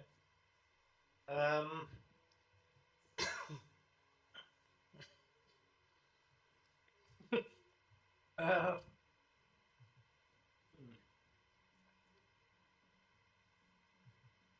I can do nothing else. I'll just stand fast. All right, Rathan. Rathan's going to hold up his holy symbol and say, Eldrath, gentle mother, hear me in this moment of need. As he starts to move towards Aaron and Kalric. And as he walks past them, he gently lays a hand on each of them. And I'm going to use my channel divinity, Balm of Peace. And as I walk past them and lay my hand on them, each of them are going to heal for 2d6 plus 3. And I do that as an action. The movement is included in the action. Nice. So I can move back to my position. So I'm going to roll for each of them. First I'll roll for Caesar. Or not Okay. Caesar. First I'll roll for Aaron, then Kalric. All right.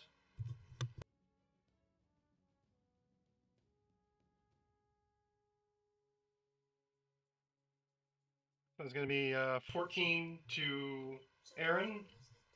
14 to Aaron. Okay.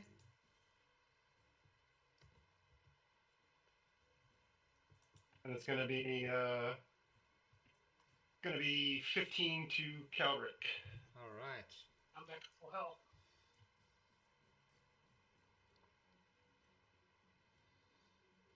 And as a bonus action, I'm going to cast Healing Word on Love this healer. on Aaron. All right. So healing word.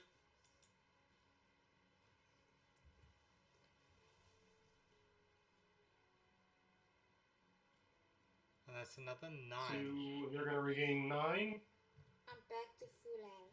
And then I'm going to move back to my spot. All right, Aaron. So this hobgoblin comes up, and yeah, he touches you, makes you feel all better, and then he runs away again. What you doing? I cast Ice Knife on the dragon. Is that within range? Yes, 60 feet. Nice. Go for it. 22 will hit. Now I put the area of effect token. Don't need the area of effect token. It's okay. I already put it on. You want it there? Okay. Go boom when it explodes. Okay. So what's your damage? So the first damage is. So it does 6 points. All right. And then it explodes, and then it has Has to to make a succeed save. on a dexterity saving throw or take 2d6 for damage. Cool. So it fails the dex save. So otherwise it takes how much? Give me that extra damage. Another 5 points of cold damage. All right. Yeah, you see him start to his one wing has a bit of a gash in it. He starts to flutter as he's now only 10 feet above the treasure hoard and no longer 20 feet up. Anything else, Aaron? I can't do anything else. All right. So it's this one's turn.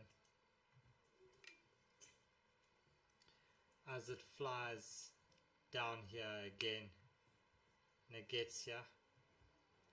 And it smiles at you, says, ice?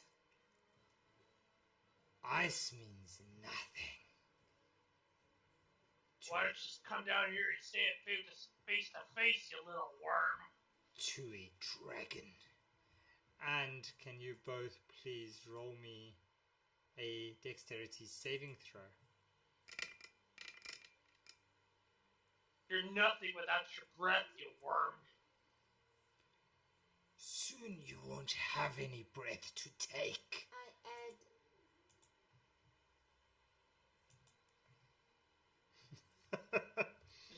What do I have? I have breath, and I have, what's the other one with the E? The emboldening bond or whatever? Alright, so Aaron, you fail. So you take the full 30 points there, Aaron.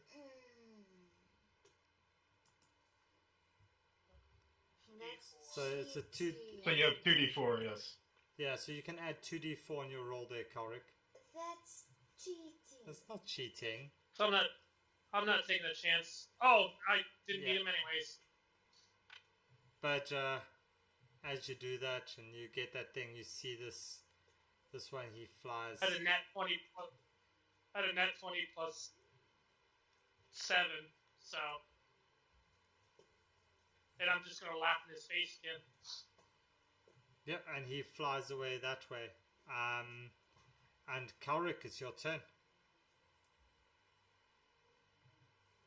Okay.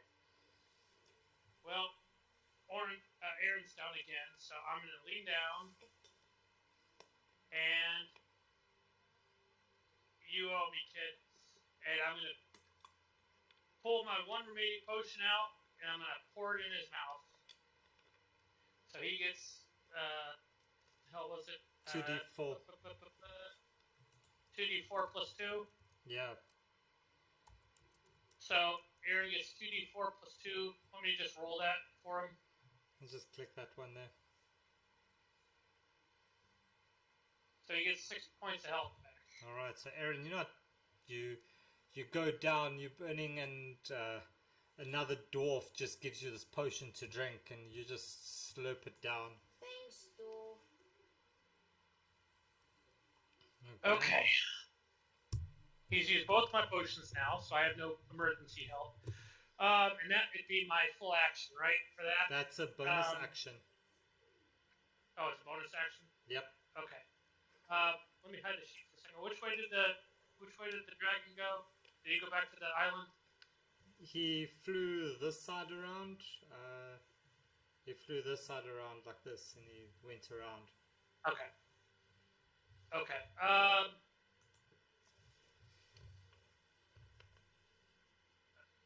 And I'm still guarding him with bait and switch, so he has a higher AC. But the dragon's been flying over him, so it hasn't really mattered because he's using flame breath.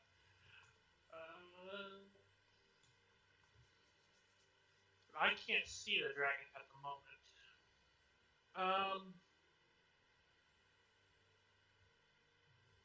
He's flown out of my vision, but I can see, I think. The ruler still. I am going to. What can I do? What can I do? Can run screaming from the cave. That's an option. No, that's not going to happen. And all the lower ground is like magma and lava, right? Yeah, yep. You'll see all that colored section. It's all magma. Okay, so we still have to, even if we defeat the dragon, we still have to figure out a way to get to the island. Okay. I am going to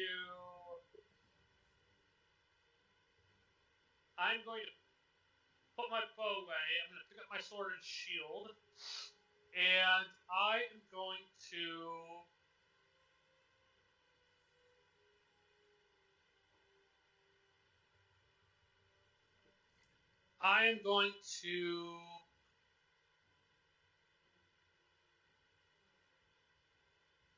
hold my action until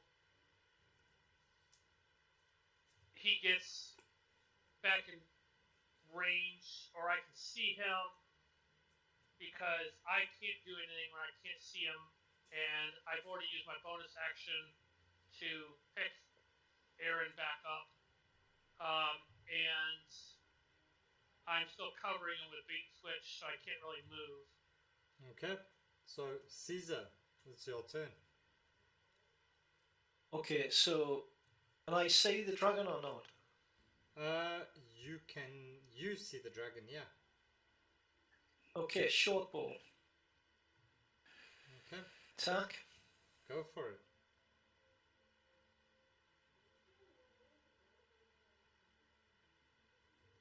$18 hits.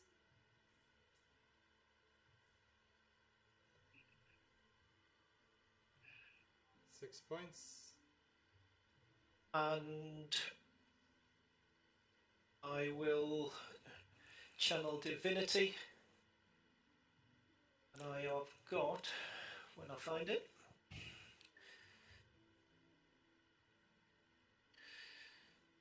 Thunderous Smite.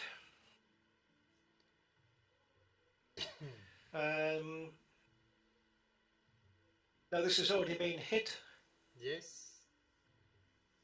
I've hit him a few times. Right, so it takes an extra 2d6 thunder damage. It will succeed a strength saving throw or be pushed 10 feet away and have the prone condition. So thunderous. Right, is that? Yep. So, Caesar.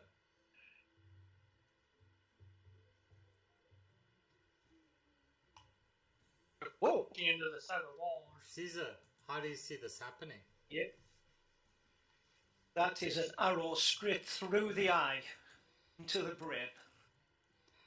As he drops down, splats in the lava, as you see his body just floating against this the rest of the cave over here.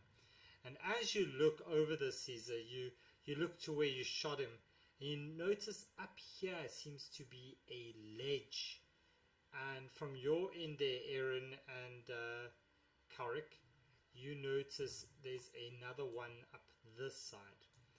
But your main prize that you came here for, Nondi's boxes of stolen goods, the crates, is very much on this island, on this horde of the dragon.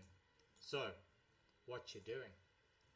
I move up here, and can I, since Mage Hand is a cantrip, can I just use it to bring the gold from there back? So you're going to take your mage hand and just bring the gold back and forth the whole time? Yes. Yeah, you can do that. It's going to take you quite a while, but yeah, you bring all the gold and the coins and the gems, but you can't pick up the chest, you can't pick up the crate. Just the small gold and stuff. Okay, so in total you spend time and you bring around 4,200 copper pieces, 2,000 silver pieces. Must I add it to my inventory? I'm giving you what it is now first, and 180 gold pieces. That's what you bring about from Emberix's horde. There's dragons named Embrix. That's good. That's a cool name. Right, so you can take that if you want to. You can divide that between with 4. You can give that to the party. Each one gets its share, or you can keep it all, I guess, for yourself. Nah. I think the party sees, because remember, Mage Hand is invisible, so the party just sees this gold and all these coins just suddenly flow from the island towards Aaron. What's 180 divided by 5? Divided by 5. For the other dude. For the other dude. Uther. Oh. Not for Uther. For the one. The gnome. For the one that left? Yes. Do you want to share it like that? Okay. Yep. So I say we give him like 20 gold because he did none of the work. He didn't even help in the first encounter. True, but it was his to Actually, begin with. oh, for Nandi. Yes, Nandi. Oh, you want to give Nandi, Oh. but it's not all his things. His is just the crates. Oh, in that case, I do divide it just by 4. Okay. So it's 45 gold pieces For everyone. for everyone. It is 500 pieces of silver for everyone. Hold on. I gotta go back to inventory because I can't count right now. Alright, how many gold? Okay, so 45 gold. 5 gold. Okay, let me put there. 45 gold pieces.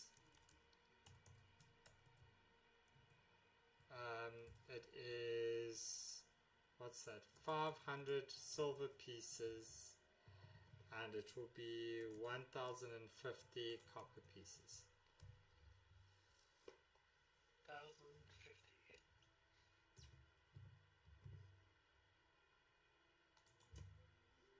Okay. And then we still have to figure out how to get the boxes off the. Yeah. Alright. So what I think.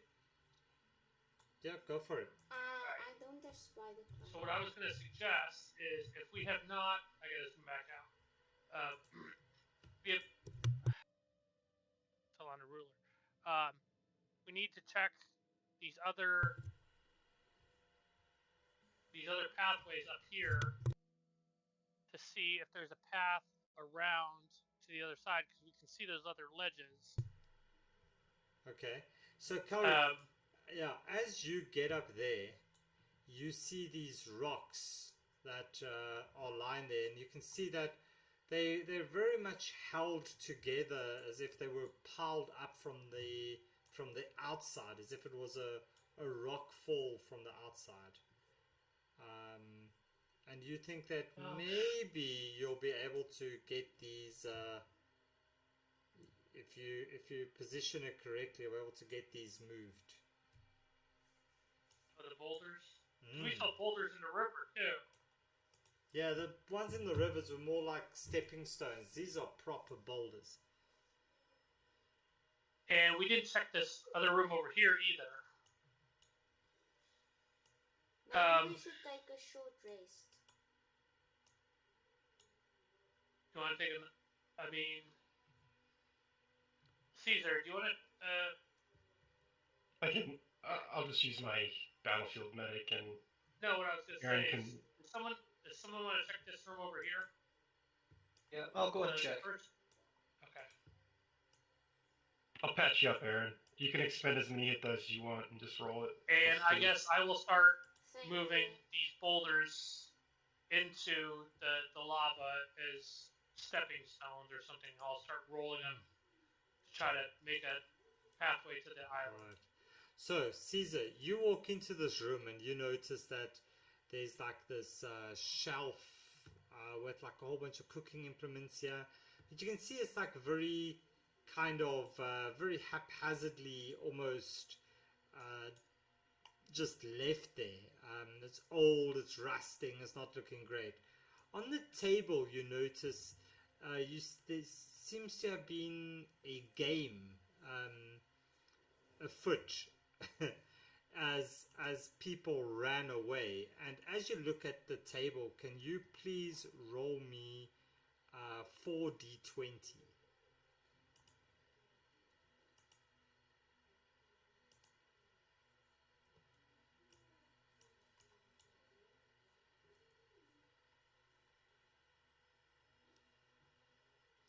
You find 62 pieces of gold just standing in little towers on the table. As you can see that the game was definitely interrupted. And can you roll me an investigation check as you look at these coins? I can't move those boulders down. Yeah, they look like gold coins. So Kaurik, can you? How are you moving these rocks, these boulders? Well, I was just gonna try and shove them since I'm strong, but maybe if I stick the heft of my the pommel of my how would I do it?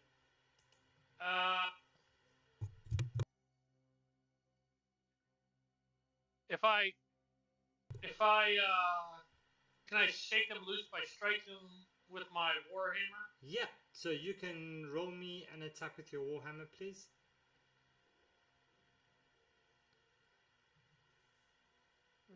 DM, what is that? Forgery kit. Okay, forgery. Forgery kit. It means you can forge things, paintings and maps and letters and things. So Kaurik, so you strike this thing as you suddenly see these rocks start to roll down. Can you roll me a dexterity saving throw, please? Okay.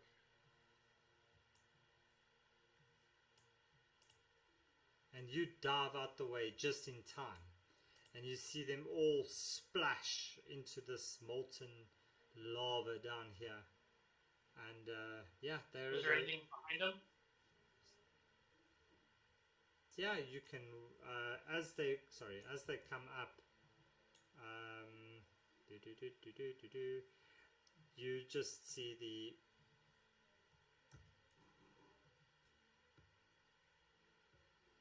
Oh, it's just another path outside. Okay. Oh, that was the dead end. Okay. That's right. Okay. Alright, I'll walk back down. And maybe if we move the stones, we can have a path to the gold in the middle. How do we get to the island? Okay. So, Aaron, how are you going to move the stones? They're too heavy for mage hand. They're too heavy for mage hand. What if I ask for Calric's help? I cast mage hand and I use my own help. So you want to use mage hand and Calric and you to move these rocks into position? Yes. Can you and Calric each roll me a athletics check, please? With advantage, because we're both doing it? With advantage, yes. So you can, Aaron, you can also 2 5s. And can I use Blaze? I can use Blaze. You can use Blaze. That's a saving throw, but go for it anyway. Oh yeah, that's true. Okay. 30, 20. Aaron, you want to add your Blaze to a 5? You really want to do that? But you can't. You can't. So a 25 is enough to start moving these things into position. So you kind of maneuver them so that there's enough around and you get them into a position that you can kind of quite easily get over to the island. Calvin carried me on that last road. So as you get here, you look around and you find Nondi's crates. You also find 7 gemstones of worth around about 50 gold pieces each. There's a chest over here. Are you going to investigate it? I would like to open it. Someone with better investigation than me, please do this because my investigation sucks, and I could use some new armor or a new weapon or something fancy. I also need new armor. So I would like to open the chest. Aaron just goes forward and just opens the chest, and inside you find a potion of healing. Aaron? And Calric, you look in and you see this rope, and you see a little label on the bottom of this rope. And as you're studying it, this rope, it's got like a little blue triangle on it. I would like Okay. to give the potion of healing to Calric. You're going to give Calric the potion of healing, okay? And Calric, you look at this rope, and as you touch this blue triangle trying to figure it out, you see this rope just suddenly go all stiff as it goes up, and it's a rope of climbing. Wait. I will take it. Okay. And also in the bottom of this, Rathan, as you get closer, in the bottom of this chest, you find 2 spell scrolls. One for alarm and one for comprehend languages. Can I move the chest to put it on the floor over here? Alright, but wait. So Caesar, you're busy still in this room. What you doing up here? I'm having a look at this shelving area in the corner. Cool. Roll me an investigation check.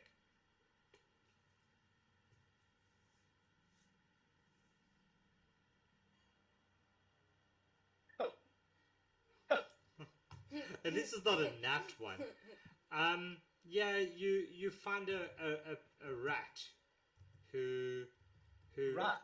Yes, he's hiding in a pot, absolutely shaking, very scared, absolutely scared. And as he sees you, he looks at you with his big soppy eyes.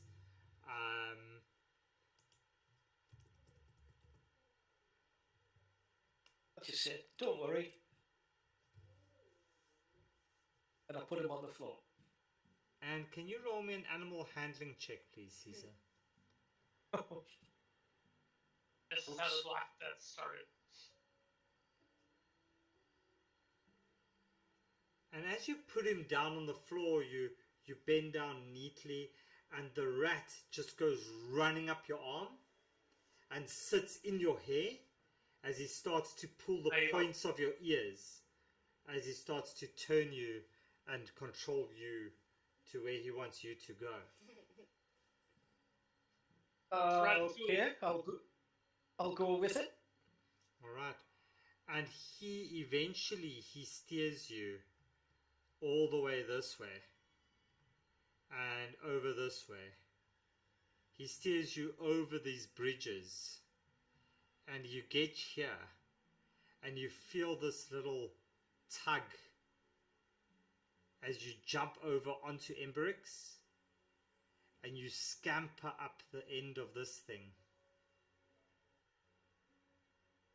And as you walk around this corner, you notice some broken like weapons and a few like skeletons and things like it's just like this pile of just like broken weapons and stuff just lying there. And this weapon over here is quite glowing. Have we cleaned everything off the island? Yeah, you'll take everything, including Nondi's goods, I guess. Can I pick up the chest and throw it over here? Yeah. So we'll pick up the chests of Nandi's chests. Maybe I'll double arm them, and we'll hop from the islands to here, I guess. Alright. And Caesar, as you get there, are you picking up that weapon? Yes. Alright. So as you get there and you bend down and you pick up the weapon, now I need to go and have a look what weapon that is. So let me get this quick.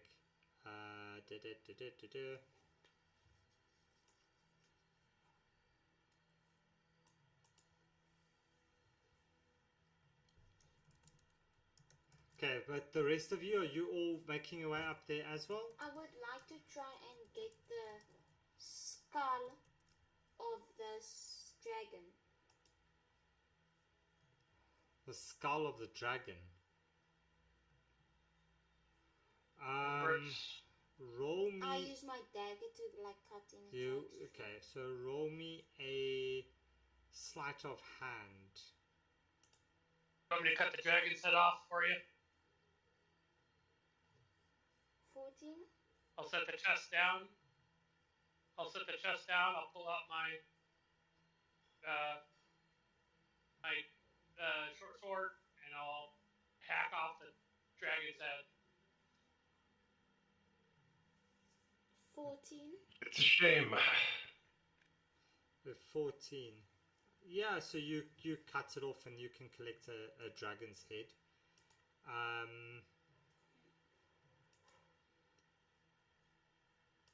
So as you do this, you pick up this sword, Caesar, and as you look at the sword, can you roll me an investigation check?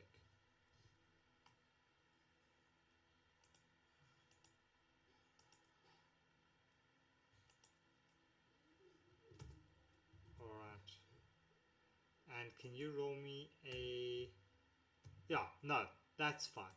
So as you do this, Caesar, the rat pulls your ears even more, and you pick up the sword, and as you hold it in your hand, you feel your hand suddenly go cold, right?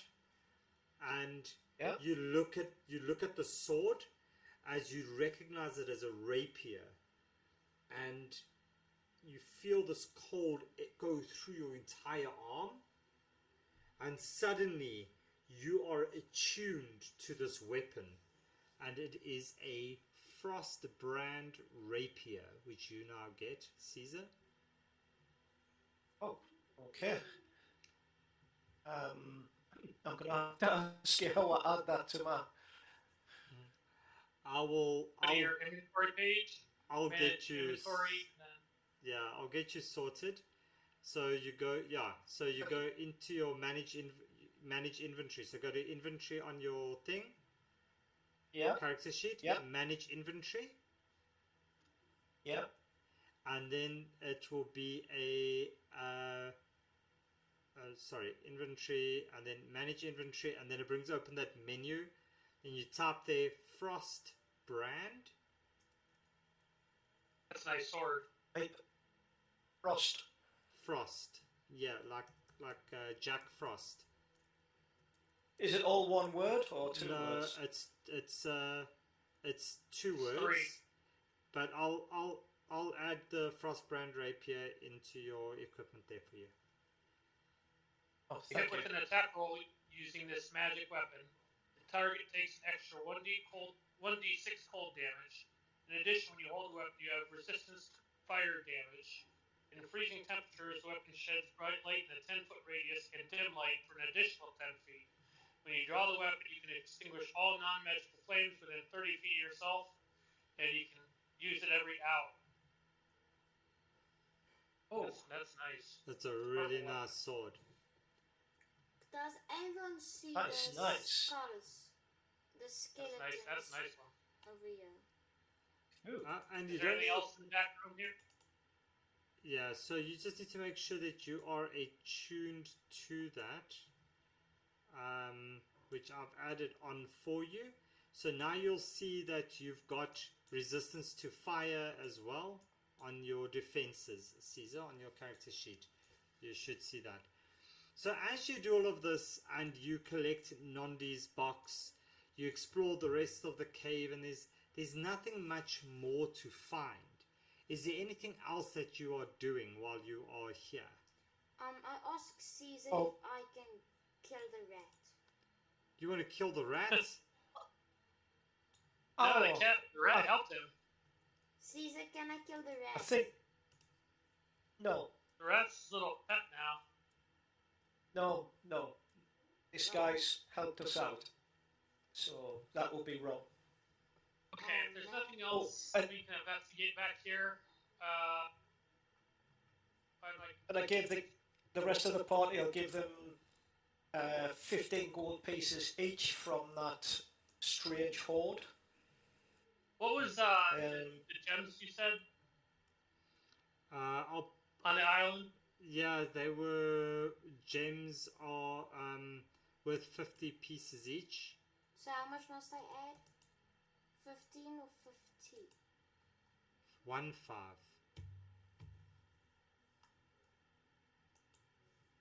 I'll just point out to them they are very old coins. And just add whatever coins or whatever gems you want to my inventory, Nightbeard. I don't know which you want to add to the gems or whatever. Okay, if there's nothing in the back room here, I'm just gonna pick up the 2 supply boxes I guess I'm carrying, and I will hop back to the island. If my character will move. Come on. Da, da, da, da. Come on. Okay. It's not wanting to cooperate. Alright, so as you do this, and you'd all done, Caesar, I'll show you after the game, but you can have a look under your extras tab. Your little rat is there. So you've now got a little pet as well. And yeah, so you get essentially, you take Nondi's crate back to him. So is that all that you're doing in this area, right? You're done? Yes. All right. Yeah, I don't think there's anything else. So as you step on Emberix for the last time, you see his body finally sink beneath. You know what? the lava, as you see the last little bit of his fire immunity has been disappeared after his head has been cut off. One moment. Before we do that, before he sinks in the lava, I'm going to cut out one of his fangs, and I'm going to cut off a scale. Okay. Roll me a sleight of hand. Because I would like a dragon scale and a dragon fang. Sleight of hand. Okay, so you get a dragon's tooth, and can you roll me a nature check, please? See if you can get the scale off there as well. Suck at nature. Oh, that's bad. Yeah, so you don't really get the scale. It's very difficult to cut off as the body is sinking. But you break off one of the... You break off one of the teeth from Aaron's bag, where he's got the dragon skull, and you get yourself a tooth, dragon's tooth. You report back to Nondi in Nightbeard's tavern.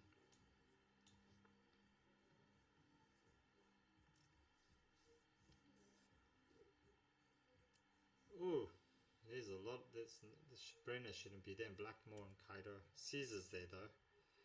And Kalric and Rathan, and Aaron. I walk in carrying the storage boxes on my shoulders. So you all gather here as you give Nondi his things back. He's very grateful. He hands you each another 50 pieces of gold. So that makes it 150 pieces of gold that you would have got from Nondi. Can we go shopping? You can go shopping at the start of your next adventure. You said that last time. I said that last time, but you didn't ask this time. You were on your way to the shops. So we got 50 on the trail from Nondi. Yeah, you got 50 at the start. and then he promised you 50 gold for taking him to the getting him safely through the ambush, which you did, and then he's given you another 50 gold for returning his goods to him. So I need to add another 100 because I only added the first 50. Okay. Yeah. And then you said something about the gems was something like 50 pieces. Yeah, the gems were. Let me just check quickly. So there were 6 or 7 of them worth 50 pieces a piece, I think you said. Or 15. So there were 7 gemstones worth 50 gold pieces each. So that's 350 gold pieces essentially. Okay. 50. Alright, so I've got 780 gold, 500 silver, and 1,056 copper. Yeah, so you can each add, for the gemstones, you can each add 90 gold to your inventory for the gemstones. Yeah, because I was breaking it down. It's like, yeah, it's like 80. Yeah. Okay. And as you all settle down around this, around the bar, Gilda looks at you and says, "You look mighty. Ooh, adventurers, you look mighty tired. Maybe you should have a nice long rest and level up to level 5 for the next DMG adventure, which we will play." 5? Yes, level 5 for the next DMG adventure that you'll be playing. But yeah, that's it for tonight. Congratulations, you killed a dragon and you are a hell of a lot richer than you were at the start of this adventure. Going from level 3 to level 5, I'm worried about. This sounds like a Friday night massacre we're about to walk into. It's not can't be a Friday night massacre because it will be on a Monday night, the game. Next week. So we will see. I believe it should be next week, Monday. I think that's what the 5th of January. So we'll play on that one. Okay. And that's it from my end. So thank you very much. Hope you all had a good night. Well done on not dying, and we'll see you. We'll see you on the next one, guys. Sorry that thank you very much. Along.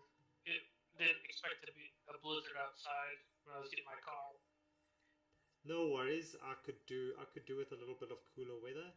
It's quite hot here in South Africa, so we very much tame with and yeah, I would love to move to South Africa. I've been to J-Town, I've been to Cape Town, I've been all over South Africa 10 or 15 years ago. Yeah, no, it's wonderful. It's wonderful. We have such a great thing.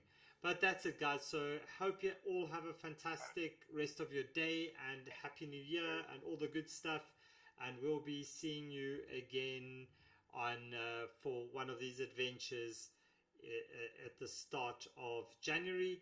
And then we do have Friday Night Quickies coming up this week as well. So yeah, do pay attention to that one. And we've also got our Quest of the Infinite Staircase, hopefully being able to play on Thursday evening, which is the 1st of January. So it will be the first game that we'll be playing from my side in 2026.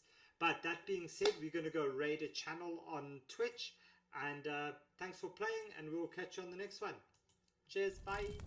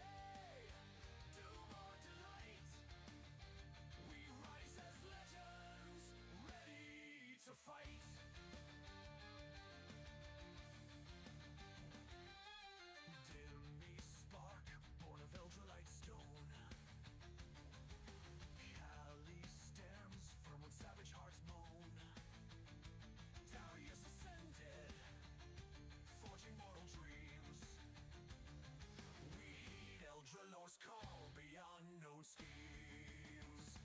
Nightbeard's tales, where fate takes flight. Mythic Guild unites, niche shifting light. Dice crash heavy, doom or delight. We rise as legends, ready to fight.